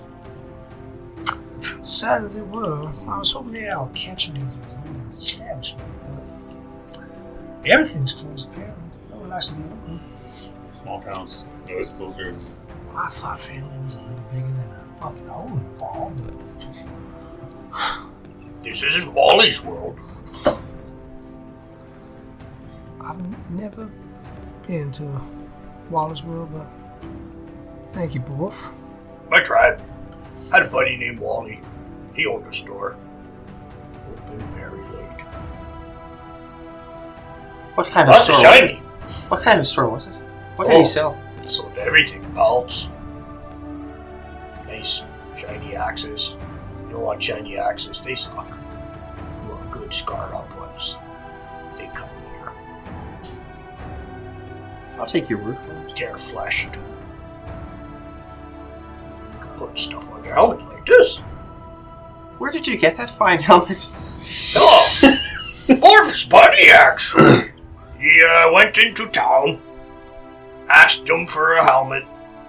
Said he didn't have helmet. Borf was like, oh, come on. He was like, okay. Went to the back, got me a very shiny helmet, fit it to Borf's head, put little flays on it. Borf happy. That's a great story about your helmet. Thank you. I hope it was clean. Yes. Yeah, you guys all see that it's a bedpan. That's He been just looks, he's like, hammered and bent out to fit his head. he has no idea what you guys are hinting at. He's like, This helmet, not supposed to be clean. You have no idea what was put on your head, do you, honey? Helmet? Well, as long as you believe that that's a helmet, it is a beautiful helmet. Helmet. Wear it with pride. I do. and then he takes this like regal pose. It's weird because he takes that regal pose with this helmet on, but it just looks even more intimidating. Well, gonna have to get the corn lick in the morning now. So, plan as usual, I guess. We'll break into Hobbins, or we can break into Boffin's and leave gold on his table and take a bunch of casks of liquor. I feel like we shouldn't piss off the shopkeepers. Yeah, that's fair. Good point. Leave Good point. Gold, it's painful. Well, no. That was permission still. I say we go do. We don't even know if he has any of this corn liquor in there, right? He's supposed to. We don't know if he does. We don't know where he hides it. We could get caught, and all of a sudden we're the bad guys. I say we do Harvard's. Alright, We've already gotten attention for it for speaking about it. alright. Plan as usual. Let's go break open Harbor. Quietly. Break open harbor. Bust them wide open. Let's make it look like we're having another drink and head on over as soon as it gets dark. Alright, so you guys are going to head to... We're gonna wait a bit. Right? Yeah, get a short rest then, I guess, while we eat sausage. Chug the Little rest of my rocky. coffee. I'll take some coffee. You want some coffee too? You're just jittering. Just jitter. Pour him into the cup, and I'll give you the cup, and I'll just start drinking out of the cask. Woo! On their way out of the inn, Fancy will walk over to the birthday celebration. Whose birthday is it today?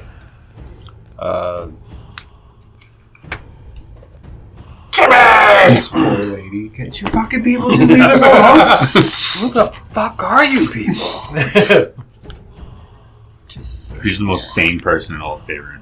This, yeah, this little boy, he also looks dirty, but he looks dirty like he's just been playing in the dirt all day, running around, getting into whatever mischief he could. And he kind of smiles and, stands up in his seat really proudly and puts his hand on it. Me? I'm 6 today. You're 6 years old. I'm 6. That's a wonderful age. I remember when I was 6 years old too. Mm-hmm. You know what? I have something for you. You pull out a gold piece. This is for you. And Colleen, the mum puts her hands up and stops you right away. So, what's your angle here? There's no angle. Here you go. You just For the offer gold? It's a birthday present. And he just sets it on the table and walks away. She just kind of looks at you and missed you, like confused on what's going on here. Just from one halfling to another. And she just kind of grabs it with her finger and she pushes it towards Carp. You can hear, as you're walking away, you can hear her saying, "Go ahead, Carp, it's yours. A gold piece. It's a lot of money." And you see her just talking to her son about it. And her son's very happy. He's like, "Mom, why did you be like that? He was just giving me a present." And they just kind of talk back and forth as you walk away. Why it's not so good to accept candy from strangers or gold. Borf sees what happens and he goes. He grabs his 3 shiny pieces and he walks up and goes, "Whose birthday?" Oh, and he tries to smile. It's just the worst looking smile Just ever. It's tusks everywhere. She kind of stands up and she's putting her arm out, shielding her children from you. She's like, no one's birthday's here. "Lots of cake. Somebody's birthday," and he tries to smile again. A decent insight. She's like, "Okay, yeah, it's my son's birthday." "Happy birthday!" And he looks at his pieces. He goes. He shuffles them around and closes his eyes, grabs one, and let's see. Odd, it's gonna be the gold. Even it's gonna be one of the silvers. 6. Yeah. He grabs one of the silvers and goes, "Shiny for kid." "Oh, why, thank you." And she grabs it and she's shaking as she takes it away, like she's scared. And he goes, "Happy birthday!" And he walks away. He's like, "Good idea!" She hands the coin to Carp and you can see her, she's just rubbing her head now. And she's like, "What is going on?" Now it's our turn. We gotta fuck with this lady. As Karl approaches Mara the comes table. back in with underwear. Karl approached the table. "So everybody's making an appearance. Stand here for a bit. Night's good. Other than, It was. us weirdos. Oh, you said it, not me. You're thinking it. I can see it in your eyes. You know anything about undead pirates on a ship, in a boat, in a bottle, on a mini boat? Maybe Who it's would know that? Kraken. I don't know. That's people. very specific. No, it exists. Okay. Anyways, okay, you can. They're in there. When you figure it out, come find me. I thought I heard "happy birthday" a couple times. Whichever one of you has aged another year, congratulations. Carp's hand goes right up. Yeah, of course it's you. Of course it's you. What are you gonna do? I don't even want to know what you're gonna waste that fucking coin on. I'm out of here. Drink the rest of the coffee and you guys take care of this for me. Thanks.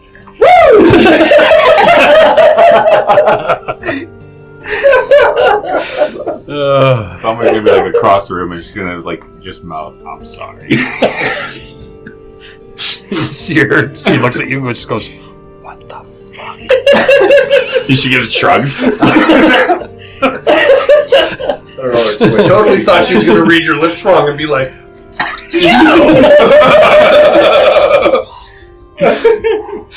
Awesome. Alright, so you guys are done shenaniganing in the inn? Traumatizing this mother. Fancy was just trying to do something nice. You guys go make it all fucking weird. I was trying to be nice too. Carl. You're just trying to make them He just wants to be loved, okay? It was all very nice. Very nice. Carl's like, well, couldn't help me at all. So, Harbin's place. Okay. Right. Road, I'm assuming? Yeah, this is Harbin's place. This is just something else. Something else. And so the back entrance is over there. So as you guys approach it, you do see... Well, I would think that we're coming up that back way, right? That's what the plan was? Come in the We rear? can split up. One can case the front, one can case the back. I'll take the front. Borf open front. You got the big man. I'll take the big man with me. But we're not opening any doors. We're just gonna be lookout to make sure no one's. Anybody comes around, we'll distract them. Well, not quite yet. We're not there yet, my friend. But if it comes to that, we know who to go to for this. You and me. Borf. You and me. I like your style. Aren't you up to like his mid? Yeah, he's Like 7 fucking feet. knee, I'm man. 3.5 feet. Lower. Yeah. 3.5 feet, he's 7 feet. So I'm like half. He could fucking toss you He could toss the elf. Halfling, I mean. Toss the halfling. in the air. So as you guys head out of the Halfling Stonehill missile. Inn, My severe. the temperature has dropped a bit more and rain starts to fall as you're walking over there. You can still hear some birds chirping and stuff like that, but definitely a bit of a storm coming as the night cools off. It's happened before. I went from perky to not perky, back to perky. And as you come up to Harbin's house, you guys can see a faint glow from inside, as if maybe a single candle has been lit. How heavy is the rain? Not very heavy. A lot more lightning and thunder than rain. A lot of more action going on upstairs than actually falling down towards you guys. Are there any windows that we can see? There are some windows. Curtains have been drawn, but you can see like the light kind of shining in between the cracks in the curtains and stuff. I think the massive perception should walk by with some windows and see what we can see. Guess I'll walk by. How Carl, you want to come with it? Yeah, you and Carl. how crazy is the thunder? Is it like super loud? It's fairly loud, yeah. Yeah, you can tell a storm is on you guys, but the rain hasn't hit you guys yet. Could be because you're so close to the mountains. Maybe the storm is coming over, but the rain hasn't followed it yet. Borf's gonna look at the small guy and go, Little guy. Borf smash window when crack come. There's no need to do anything with that. Not yet. Not yet. You just wait, my friend. Just wait. It looks like. You said there's a candle lit in the house. There's light in the house. There's a glow from inside the house now, yeah. It looks like someone might be home right now, so we can't go smashing windows and stuff. We smash him. Possibly we might smash him. Just wait, my friend. Just wait. Belmere notice. As you did your walk by? Yeah. Guess I'll walk by. With your high passive perception, you notice that, there's someone lit a candle. You notice that the fire isn't going at all. Like there's no Smoke coming out of it, but someone has lit a candle inside of the building. You don't notice any extra footprints or anything, although it was dried just a little while ago. So if there were any footprints, then maybe they've been washed away, or there weren't any to be made. Amara's gonna walk around the back of the house and see what she can see. Belmere also wants to keep an eye out, just because has fairly good perception. He wants to keep an eye out for that half elf. All right. So we'll kind of have you over here. You can see kind of like that. You said he's kind of nondescript. Very plain looking. Yeah. Lenses. You must keep an eye out. Alright. What's everyone else doing as Amara heads around back? Well, we'll stay out front with Belmir. Yep. Just keeping an eye on what's going on around us as best we can. Karl, Mr. Rogue? Is there a window? Is there a window? There's right in! It's working! Walk-in's back. There's quite a few windows, but all the curtains have been drawn. The curtains aren't very thick, so you can see the glow from the candle behind it, and kind of like the light kind of peeking through any cracks where the curtains don't join together properly. Front door. Closed. Closed keyhole. Front door's there. Doesn't look like it has a keyhole. Make one. How big is the gap under the door? Quarter inch? Half inch?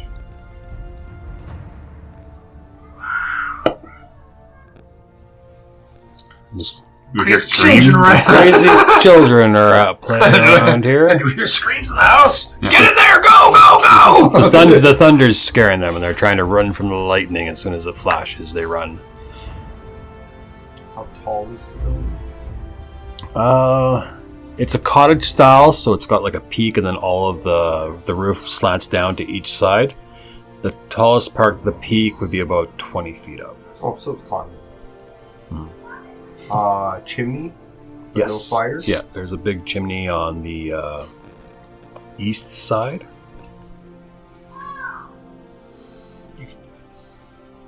Carl gonna go Santa Claus in this bitch. That was kind of the idea. Or I just don't know if there's somebody in there. we let this guy go and see. He's apparently a good climber and stuff. You have the athlete feet, don't you? Amara, as you come around back, you see that there is a small deck on the back of the place with pillars going up that are supporting the rest of the roof. There is a back door. Also doesn't look like it has a keyhole at all. Is it ajar at all? No, it is closed. You can see a faint glow underneath the door. Can I attempt to stealth to the door? Sure. Roll me a stealth check. Natural 20 for 22. Yeah. So you go walking up, and the rain has kind of softened a lot of the grass and mulch and stuff, and it's just deadening the sound of your footsteps. It's kind of swelled the wood on the deck too, so when you step on it, it doesn't creak or anything, and you're able to get right up to the door. No problem. Does the handle move at all? Oh, you're gonna try. You're gonna enter. That's what I said. So why not enter? Just see if it's unlocked. Right. So you push on the door. You pushed, and it opens about 1.5 inches, 2 inches before it hits something solid. Alright, I will continue my stealth around the deck, see if there's another window, possibly another point of entry. Quite a few windows around it. As you make your way around, you do see like some old crates of some foodstuffs and things. You do notice that a lot of it's empty or rotten. Doesn't look like it's been used at all for quite a while. The windows, again, the curtains are all drawn in all the windows. Is it a smell? Can we smell anything other than rotten food around?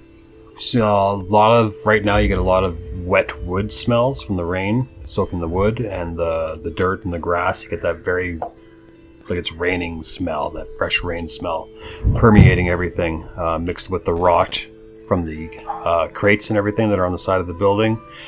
Gives it a bit of a not overly pleasant smell. On the push, when I pushed, did it feel like it could still be moved with a little force? That would take an insight or an investigation check Let's try. to determine what. Which one do you want, Mr. DM? Do investigation.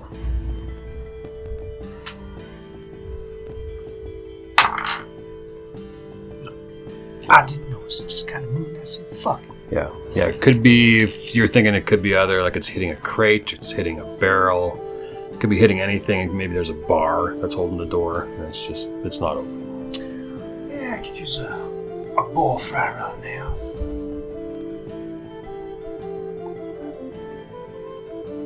See, Curtains drawn. you can like a little sliver. You want to go right up to the window and peek in? As close as I can when my eyeballs might not be noticed. All right. Yeah, so the curtains, like, they're drawn, but they don't connect all the way. Like, they're not modern curtains that hang straight down. They kind of flow with whatever. So roll me a perception check as you go up and you peer in between the crack. That'd be a dirty 20. Dirty 20. Looking inside, you see Plot point. several... Death.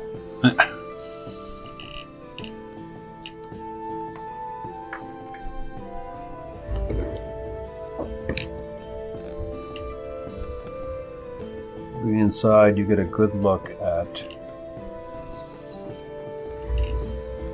4 humans. All of them wearing some type of red marking on them as well. They seem to be kind of surrounding the front door, hands on their weapons, avoiding the windows.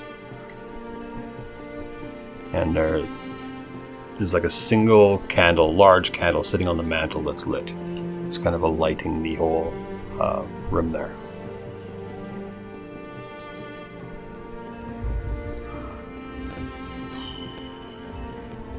It's dark, right? Mm-hmm. So with, is my stealth continuing?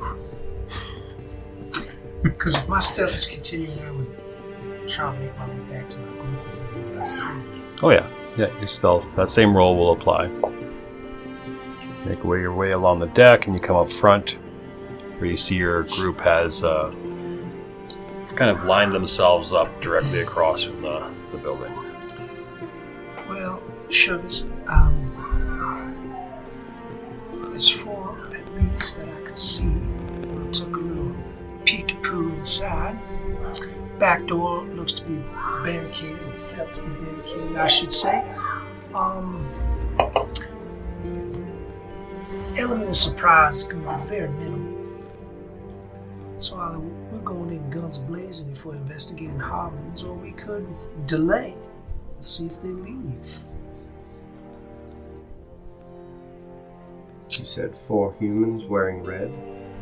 Yeah, they're part of that Crimson Rider. Sure of it.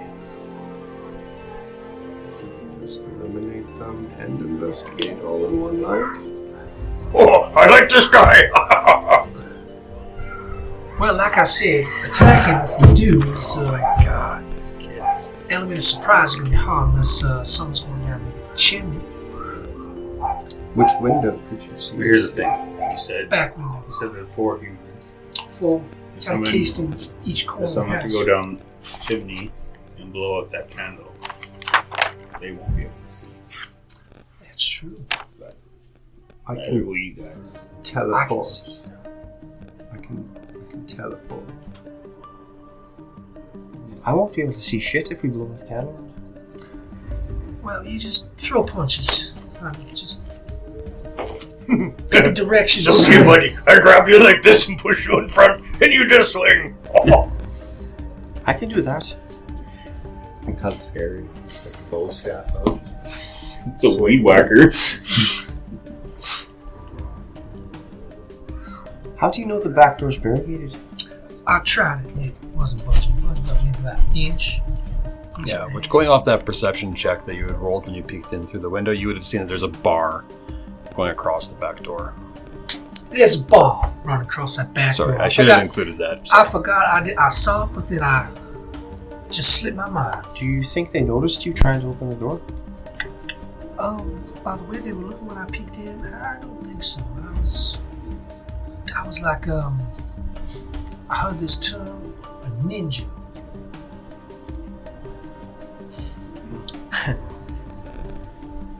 Be light on your feet.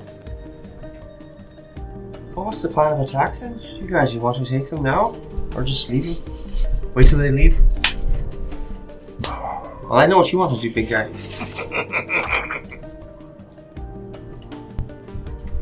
I'm good with anything. Whatever we can do, I'm ready to go. Whatever happens, I guys going first. All right then. All of you need to prepare yourself at the back door with the bar. I will let you in the house. You're doing the back. What? Huh? Back doors. It's a single bar. A single bar, yes. Okay. One runs right across. Right across? You gotta lift and pull forward. Okay. So you want all of us to go to the back door and wait for you? Yes. I will let you in.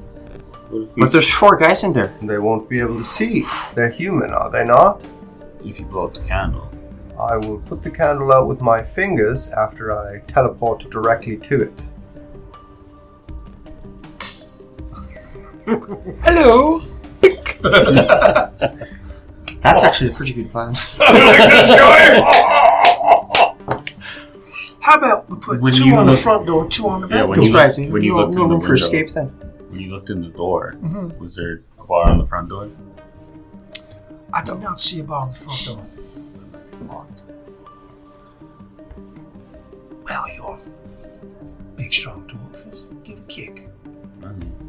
But we don't want to damage this place. We don't want to make it look like someone broke in. Right? Because people walk by this every day. Why not? People get robbed all the time. Yeah, They might think the red or the Crimson brand. Crimson Yeah, right make did it it. look like they all fought each other, killed each other, trying to steal shit from each other. Alright. Get ready with the big guy. Well, if we're breaking indoors, let's put him right at the front door. Okay. Over. You're going to the back? Yes.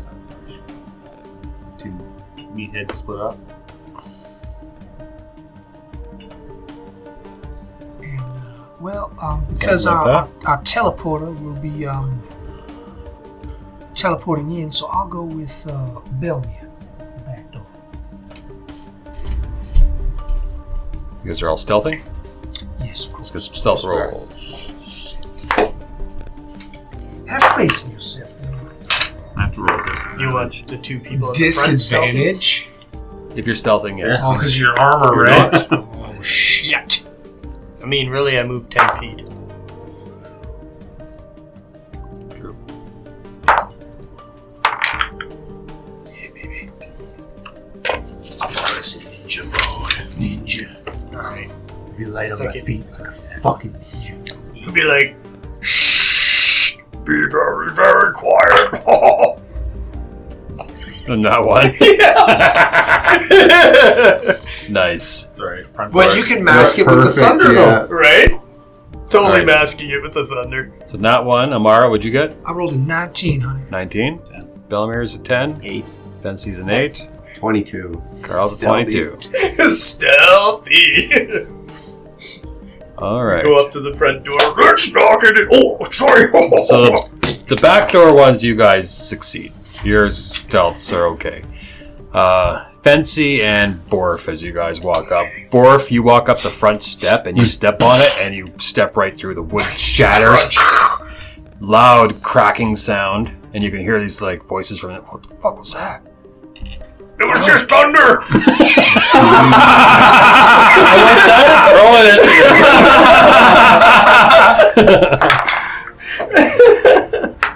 That was awesome. What? It's all about tonight? Okay. That was awesome. Carl. 22. Fancy? 7. Ooh, Fancy's having an off day, eh? Mm-hmm. Belmir? 16. Very good. Butt blink on the head back. Amara? 14. That was a weird sound for that. So the goblin. Goblins. 14. They're not human. They're everywhere. Lies have been told. Borf and Amara, who has the higher dex? Oh, Borf, totally. Yeah? I have a +1. +1? I have +2. Oh, so Amara. Okay. So Carl. Just get it. Just get it. Well, at least our teleporter is going first. That's what matters. And then I'm going to be murdered when I end my turn. They can't see. Can't see you. So hit the fucking chip. DC's got to be at least an 18 for you to put that out. All right, so combat goes for Jared. It goes from here to here, and then it just loops back. That's how the combat will go. Okay. Strategize if you need. All right, let's kick some fucking ass. Carl, you walk up to the back door. The wood's very wet. It's kind of absorbing your sound, your footfalls as you're going up. It's quite nice, actually. The smells of it are nice, except for the reek of rot that's kind of to your right and around the corner. Doors in front of you. You know that there's a bar there. What would you like to do? Alright, let's get it on. Good luck, Belly. Good luck, Mara. Okay, can I see... They'll be mostly focused on the front door. Karls going to assume. I'd say you even hear the loud crunch. From the front. And Borf go, it was thunder. Okay, then I will take that as an opportunity to crack the door and hope it opens the right way that I can see that candle from there.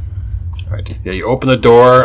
Doesn't open up. You get to see a bit of the wall. You don't even get to see the fireplace yet. It doesn't open up that far. Okay. It opens up about an inch before it hits that bar. I don't see anybody, one of them, right in my vision, though. You can see just like the arm of him and the cape that's kind of coming down. And when I explained it to you, they're in all four corners of the house, basically. Could you see it from maybe that window?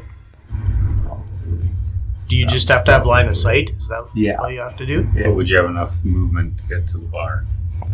That's what I'm more worried about, getting the candle out. I can deal with that after, because if I get the candle out, I can lay down and hopefully I'm not crouch. Yeah. But I mean, if it comes to that, that's what happens. Yeah, fuck it. We'll stealth to the window over there. 5, 10, 15, 20 feet. We'll get you there. Perfect. Okay. So looking at the window, there's a bit of a crack that you can see. Roll me a perception check. Come on! Motherfucker. Not on that one. That's cocked. Really wish it wasn't. 7. 7? Yes. Yeah, so with everything that's going on, the curtain's kind of moving a bit from all the movement that's inside there, and you can't really get a clear picture of anything. Okay. As long as I can visually see the floor somewhere around that candle, that's perfect for me. I'll just take the opportunity to use my base step. All right. Yeah, say you get a good enough look, you appear right there. Run! There we go. Now you can see it. Hey guys. How's it going? Yeah, Just so here you materialize, and you fall upwards when you come out, right? Yes, yeah. So over here you fall down, and then in here you fall up out of the floor. Looking around, there's a human to your left, human to your right. You kind of materialize right in between the two of them. You can see 2 more at the front door, surrounding the front door, waiting for anyone to come inside. And that lone candle sitting on the mantle. Because I teleported into their spaces, I should use a bonus action to use my cunning action to disengage. And I will jump for that candle. Fuck yes, dude. Alright. So you can materialize. Oh, excuse me. Little nut tap. Walk up to the candle. It's a wooden fireplace, stone all mortared together. Yeah, and then on top there's this big candle. No dish or anything underneath it. It's kind of melted all over the stone as well. Just sitting there. Big flame. It's a fairly beefy flame as well. Decent sized flame. Mm-hmm. Alright. We'll look at the boys, those other fools, and smile. It's about to get dark.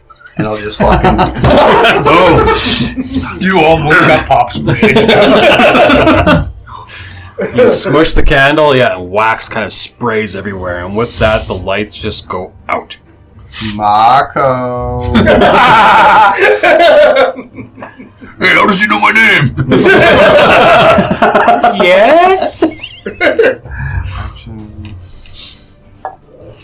Do I have any? No, I don't have any. Move to finish. Action. Bonus action. Shit. I'm gonna get smucked. Hopefully not. I will end my turn. Alright. So this guy, after seeing you materialize and come in here, considering they were waiting for you, he's not going to be totally surprised. So he's going to run up and he's going to try and stab you with his sword at disadvantage. That is a 17 or a 13.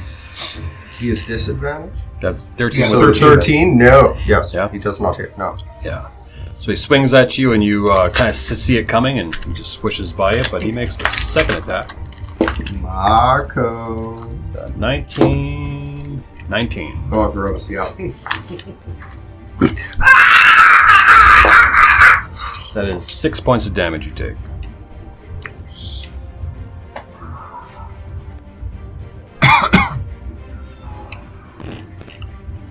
Number 4 is going to go up to you. Swing at you as well. Disadvantage, good, because that 20 is gone. And that is a 7. Sweet. Dodge his first attack. Second attack is an 18 to hit. Ooh, yeah. That is 5 points of damage. And Vilmir. You hear the sounds of combat, and you see the lights go out You inside. can hear a highly caffeinated elf screaming. Just gonna try the door. It hits that bar. Does it feel like solid? Fairly solid. It's a wooden bar across it. Just gonna try and just force his way through it. Alright, yeah, roll me either a strength check, or you can do an attack roll and try and damage it enough that it falls open. Strength check. Okay. Just gonna try and do a dwarf charge. Shield up. Alright. So you have to go back and take a running stab at it? 5 feet. 5 feet? Alright, I'll give you advantage on the roll then. If you're gonna put that much oomph into it. Fuck, 10. 10? 10's enough. He said enough. Not enough to force it open, but it's enough that you crash into it and you can hear the board splinter on the inside. And it's still gonna take a bit more. One more. That was my action. Yeah. Bonus action stays.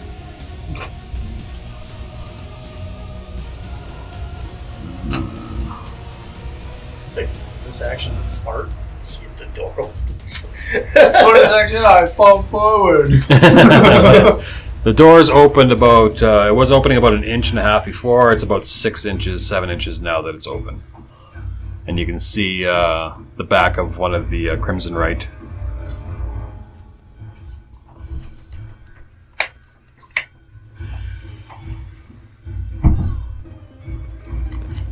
That's it. That's all I can do. Alright. Amara. Amara's gonna... Can I see the back of the... Yes, going up where Belmir is, you can see the back of the guy. Perfect, because Crimson right there. 60 feet of dark vision, and I'm gonna blast his ass with an Eldritch Blast. Alright. For a 24 to hit. That hits. Surprisingly, eh? 24 to hit. You miss. We run. What level are we?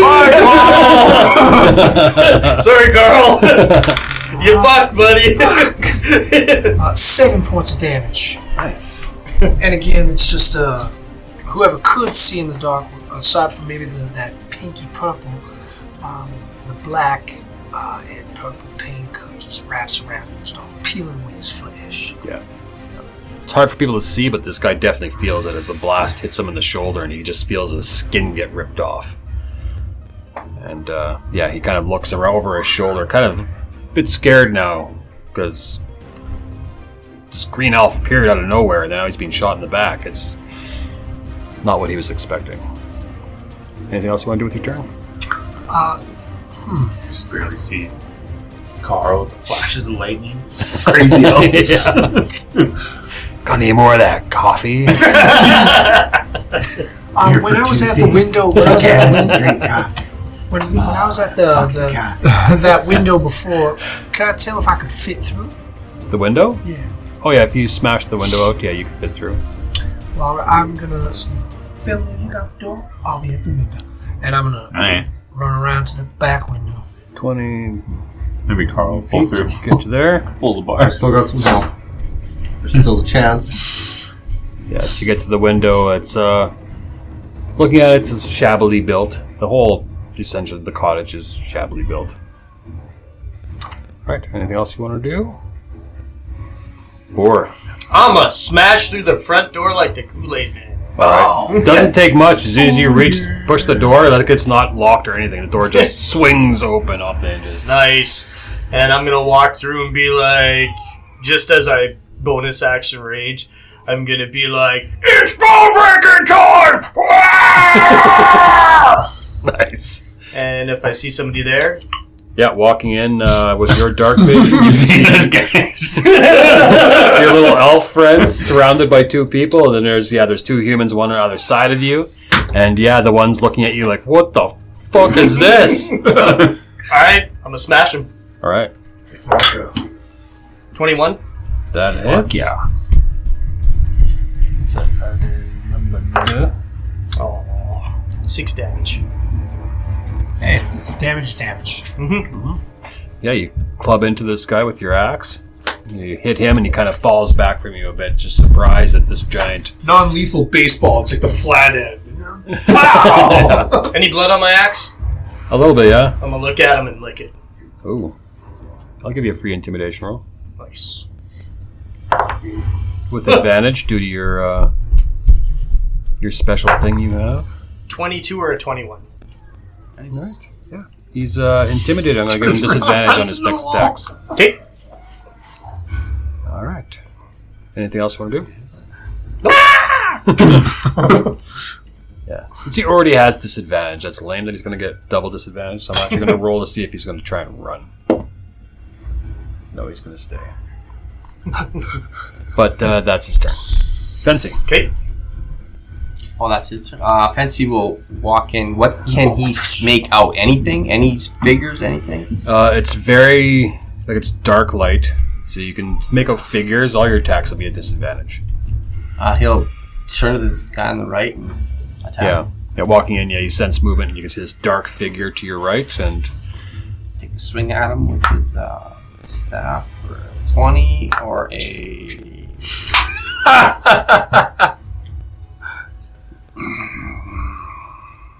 Fuck! Oh. That would be 25 to hit. that hits. His staff, he does You're low damage right now. 6 points of damage. Nice. As a bonus action, he will hi-ya! Give him a kick. All right. Nice. Maybe. coin, 11 you don't to read. hit. 11 does not hit. Okay. All right. So this guy's going to turn and take a couple of attacks at you, Fancy, at disadvantage. First attack. This is 7. Yeah, you can see this attack coming from a mile away, and you just easily duck underneath it as it swings over your head. Next attack is a dirty 20. You take 5 points of damage.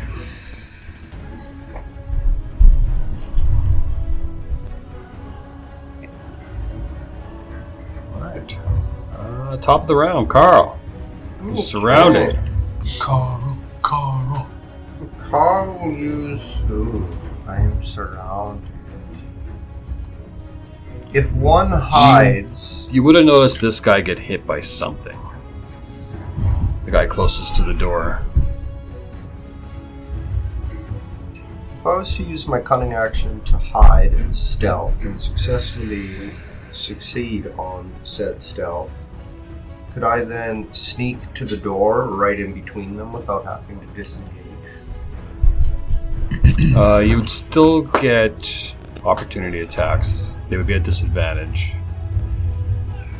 It is dark, though. How would you sneak in between two people that are like this close together? You can make it make sense, I'll make it happen.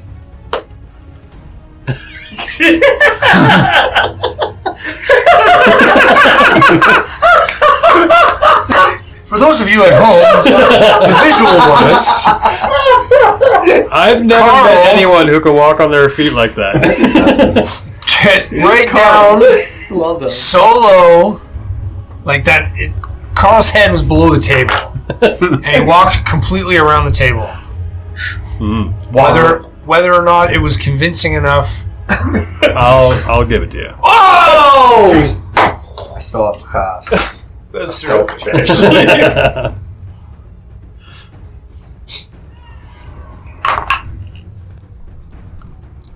Ooh, I'm an expert in that. 20. Oh, dirty 20? Yeah. Yes, Nice. dirty 20. Alright, yeah, so Karl just shrinks down. Scuttles by. Yeah, and scuttles on the ground in between the two. To the back door. The board going across is straight coming out, and it's cracked on this end where it goes into the other holder where Belmir's smashed the door open into it. So it's cracked and kind of splintered out towards you. You look weak enough that I can probably pull on it. Grab it. Okay, Just cool. rip it right That's out. what I'll do. Right. Yeah. Used your bonus action. With the damage done to it, I'm just going to say it's an interact with object. Okay, cool. So it's just an a free action. You just rip Oh, that just a off. free The door's now able to be opened. Not opened yet, but able to be opened. And yeah, you still have an action if you I want. still have an action. And they don't know where I am. No. I will pull out. Oh, that's right. You gave me. Okay. Karl will turn around and grin to himself, unsheath his newfound sword, and attempt to double-handed stab the man. Yes, many stabs. Well, that was An adventure. Alright. 16. 16 hits. Which one are you going for? Number 4, number 3. I should have brought my glasses. 4. 4. So the one that was shot by Amara. Yes. We're going to do one of those for H damage. And then you're going to have one of those for another 3 damage. 11 total. That's enough. And now that, the last thing he hears as he dies is polo.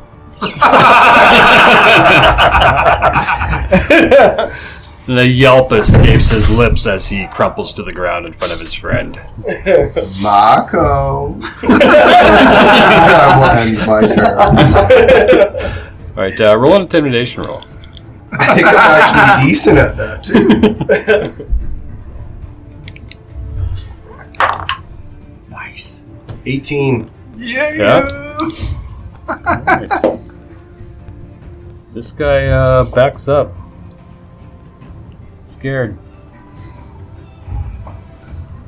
Although he wouldn't back directly towards the orc. Oh, come on! Might be scared of the but Beside the backing up towards this the bed that's there, looking to his right at this orc that's going crazy, and this whispers of Marco Polo that's going on. All right, good turn. That's his turn, Belmir. You see the door kind of close a bit, and then looks like it's got freed. Oh, okay. You can see He was gonna fucking rush it again. That would have been If he didn't, You still do that, if yeah. he didn't see it open. Yeah. just blast me on the other side. I was just gonna say, if you were still on the other side, you slapped, you were just boom with the door. I never thought about it. I technically am, aren't I? Door I to opened it and then I just turned around. Was he right there? Yeah, Belmer's like, yeah, right behind you. The number... Is that number 4? Yeah. Number 4. So Right there. I would have opened the door and then just turned around and stabbed him. So we would have run through it. Yeah. Sweaty would have. He'd already be backing up to go again. And boom! Roll me a strength check just for fun. That'll be a 17. 17. You run and you hit this door, and the hinges on it aren't very well made, and the door essentially flies off, clatters across the ground, kind of landing in front of Borf, just laid there, bent out of shape, and just kind of rocking. And yeah, and you look around, you see a dead human laying at the feet of Karl. Karl looks a little beat up, and you see some scared humans actually fighting for their lives. You still count it as an action to bust through it? No, that I'll give you for free. That's still a part of your movement. Alright. But you would have been 5, 10, 15 feet of movement so far. He's gonna... 15 there. Can it? Yeah, 5, 10, 15. I have 25 feet. Oh, well, there you go. 20. No, I mean like total. Oh, total. Oh, okay, well, then you only have 10 left. Yeah, if he's good. Well, no, if it's 10. diagonal though, right? First 5 is 5. First Yeah. diagonals. Yeah, so you'd be able to get Oh, there. okay, yeah. There you go. And then that'll be a disadvantage. No. No, because you can see in the dark, right? No, but it's diagonal across from him. No. We used to do that, but not anymore. Oh, okay. Yeah. Just to simplify things. And he's just gonna 5 attack feet, him 5 feet. with his warhammer.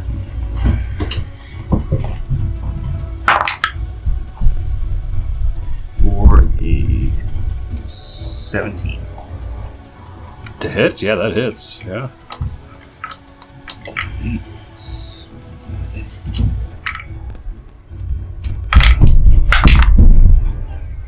Coin. 4 damage. Oh yeah, I guess coins for d20 rolls. Never mind. 4 Oh, damage. you said any roll, but... And then...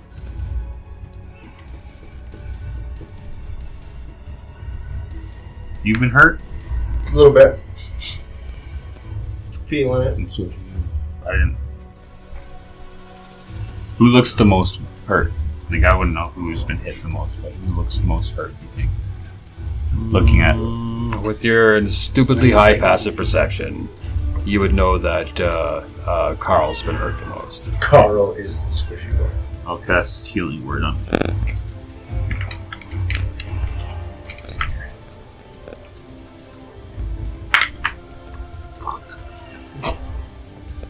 Your life cleric. It's No, not no. too bad. You get 9 points. You get them back. Oh, Roll the 1.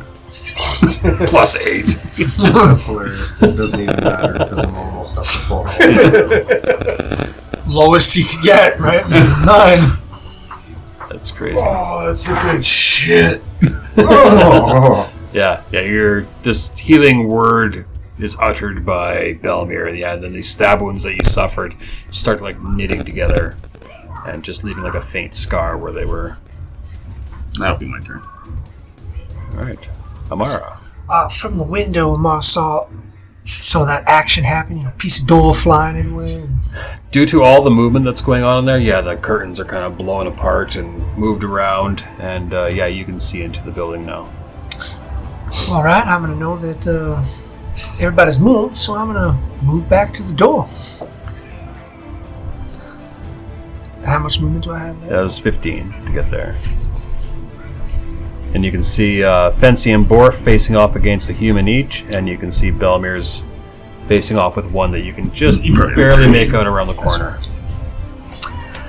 Well, I will take a couple steps inside, and I will aim at this one right here, Alright. and I will Eldritch Blast. Say it right. Yeah, Say it. Elders Blast. Travis Willingham.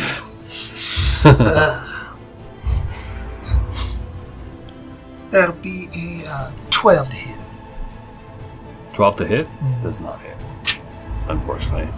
Your shot shoots out and just whistles right over top of Fancy's head, continuing across the lane and smashing into this kind of dilapidated shed that's across the street. Jesus Christ! And here comes the homeless dwarf. This is a battle rager.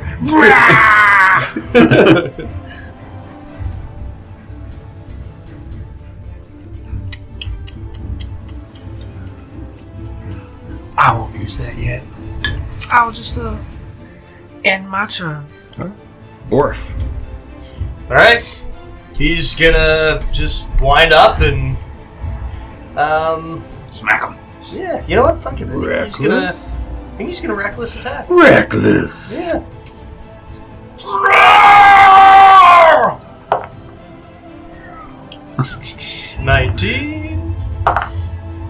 19 to hit. That hits. We're all rolling like 8 such low damage. damage. It's crazy. He's still up, but he's bloodied and actually pretty close to dying. It works out though too, because it's just a straight roll Yeah. as well, which is nice Yeah, fair for enough. reckless. Yeah. Mhm. Oh, Yeah. totally in this situation. Yeah, absolutely. Yeah. So your axe bites into him, and another like gout of blood sprays out, and a yelp from him as he's being attacked by this giant orc. And then Borf is just gonna sit there and Nice. And then he's going to take his little short sword and try and stab you with a nat 1. He goes to stab, and you're bringing your axe up to do your little and you hit his sword, and you kind of knock it out of his hand as you go to cheer, and his sword falls to the ground. can I look at him and go, It's really small.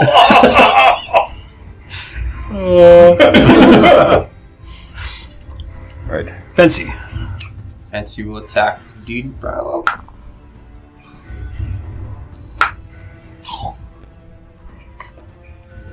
What a waste. 24 hit, but I just Oh, rolled that a nat- is. I just rolled a nat No, but you 20. rolled a nat 20. No, you rolled a 24 to hit.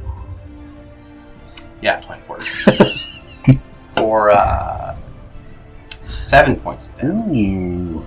This guy's close to dying as well. You whack into him, and you can see that he's got like this dazed look on his face. Still in the fight, but very hurt. He Very will hurt. bonus action flurry of blows. Okay. Half of them. That's true. That's a 17 or a 19 on the That first hits. one. Yeah. For... What do I do? I'm just trying to 24. Ooh. For 7 points of damage. How do you want to do it?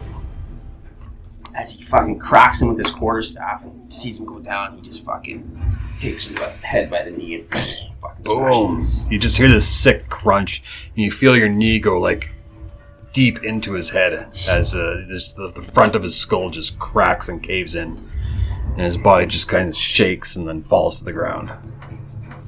That was a little messy. He just shoves him away and turns around and see what's going on, what he can see anyways. Yeah, you can see just figures moving around. Borf's You know ass. that. You know that Borf's right to your left. You don't really know who's. He just has a over there. loincloth on. Yeah. Do I have any movement? Oh yeah, you have all your movement. He's just gonna So you move. can't really make out any of these figures, but you know that this is Borf. Yeah, he's just gonna move like 10 feet away from Borf's ass. Like over here. No, back. Yeah, go straight. Can I go straight? Yeah, good. Okay.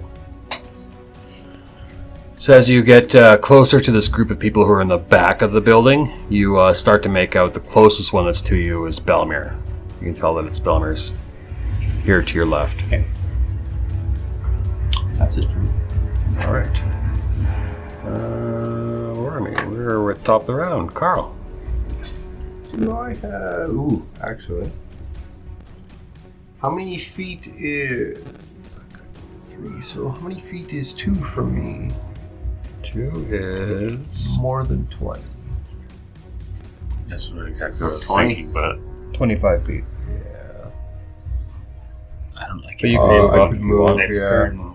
Okay, so bonus action, I will pull a dagger out. I will come forward 10 feet. Actually, I'll come diagonal. Yeah, perfect. Okay. And I will let it fly at number 2. All right. Grab your dagger. What a journey. Mm-hmm.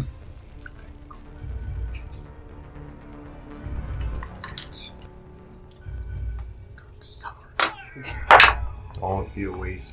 Okay, cool, Nice. cool. 23 to hit. That hits.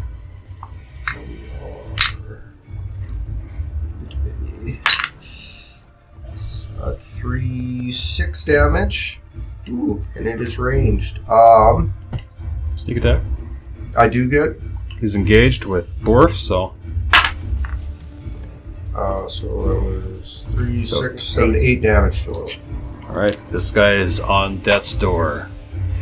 So he's standing there with no weapon in his hand, staring at this orc who's cheering. "Ah!" In front of him, this dagger just kind of flies out of nowhere and right in his chest.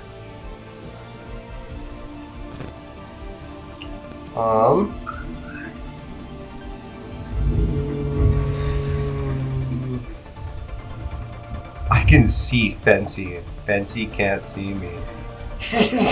You're a big black figure in front of him.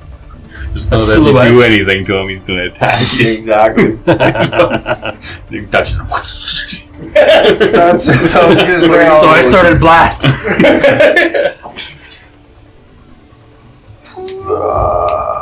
I'm gonna end my turn there.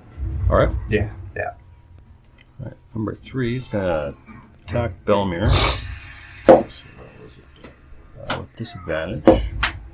So that is a 6 to hit. Easily just kind of step back out of the way of his sword. His second attack is an 18 to hit. Makes it. Ooh, 8 points of damage, max damage. Fucker.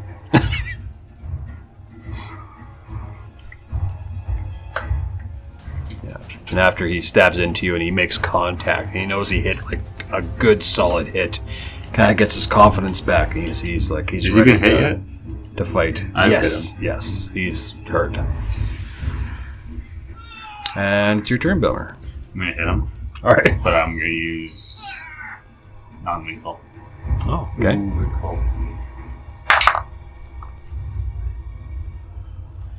For a 10, I think. 10 does not hit. That'll be a waste. 18 plus 5. Oh, that hits. Non-lethal damage. He's going to do 6 damage. 6. That's enough. Knocks him out. All right. Or like uses like the butt end of his. He gets that hit and he's just like fucker. Doesn't even use it. Doesn't Pistol whip!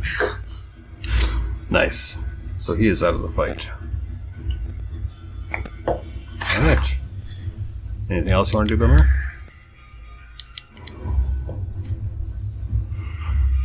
Right, bonus actions. No, they're all spells. Although we might be sleeping soon. I might cast Healing Word on myself. All right. Amara.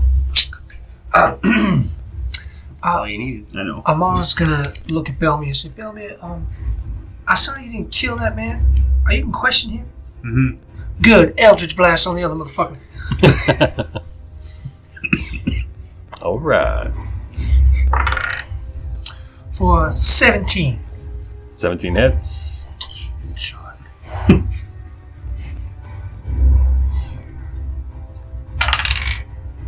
I guess he'd stay the That'd be, same. His face would just... 8 points of damage. How do you want to do it?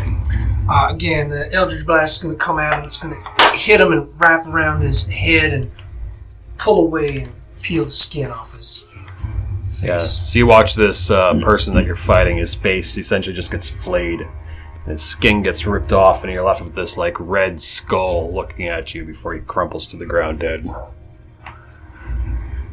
Borf's gonna go, oh, yeah! Can I try and grab a piece of that skin? Oh yeah. I'm gonna try and grab a piece of that skin. I'm gonna try and wrap it around one of the other pieces of leather on the top of my helmet. It's gross. But awesome. Yep. I'm sure I have rope somewhere. You guys are victorious! We try and put the doors back up as like makeshiftly as we can.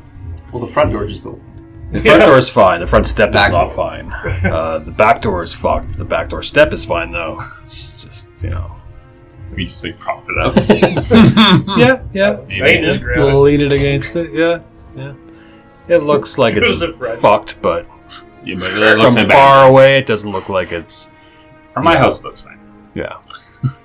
Can I see anything that's inside the house that I could maybe put underneath the front step to make it look like it's a normal front step now? There's bodies. There's... Yeah, no, I don't want to do that. That's a little obvious. Looking around, there is a, looks like a foot locker or a chest or something sitting at the foot of the bed. Looks about that height. Sure, Here go your I'll kneecaps. open it really quickly to see if there's any shinies in it. Yeah, roll me a perception check.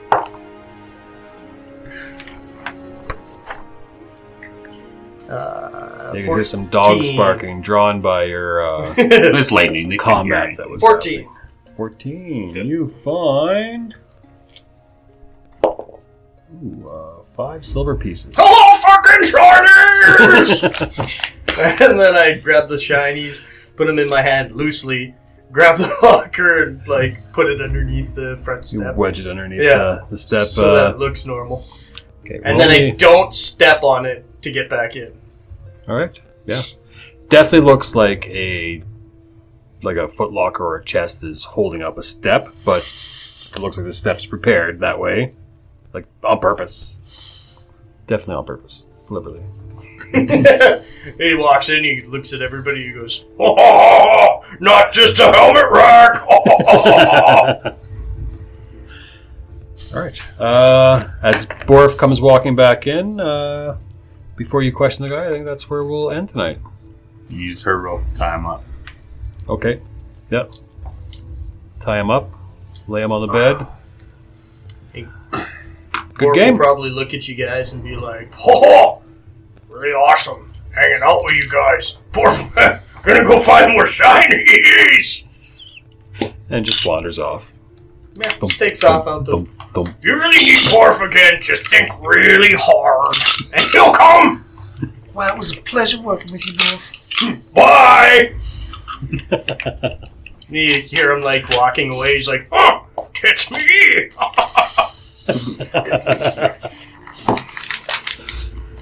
It's a good game. good job, this is awesome, guys. It's a pleasure playing with you guys, that was great.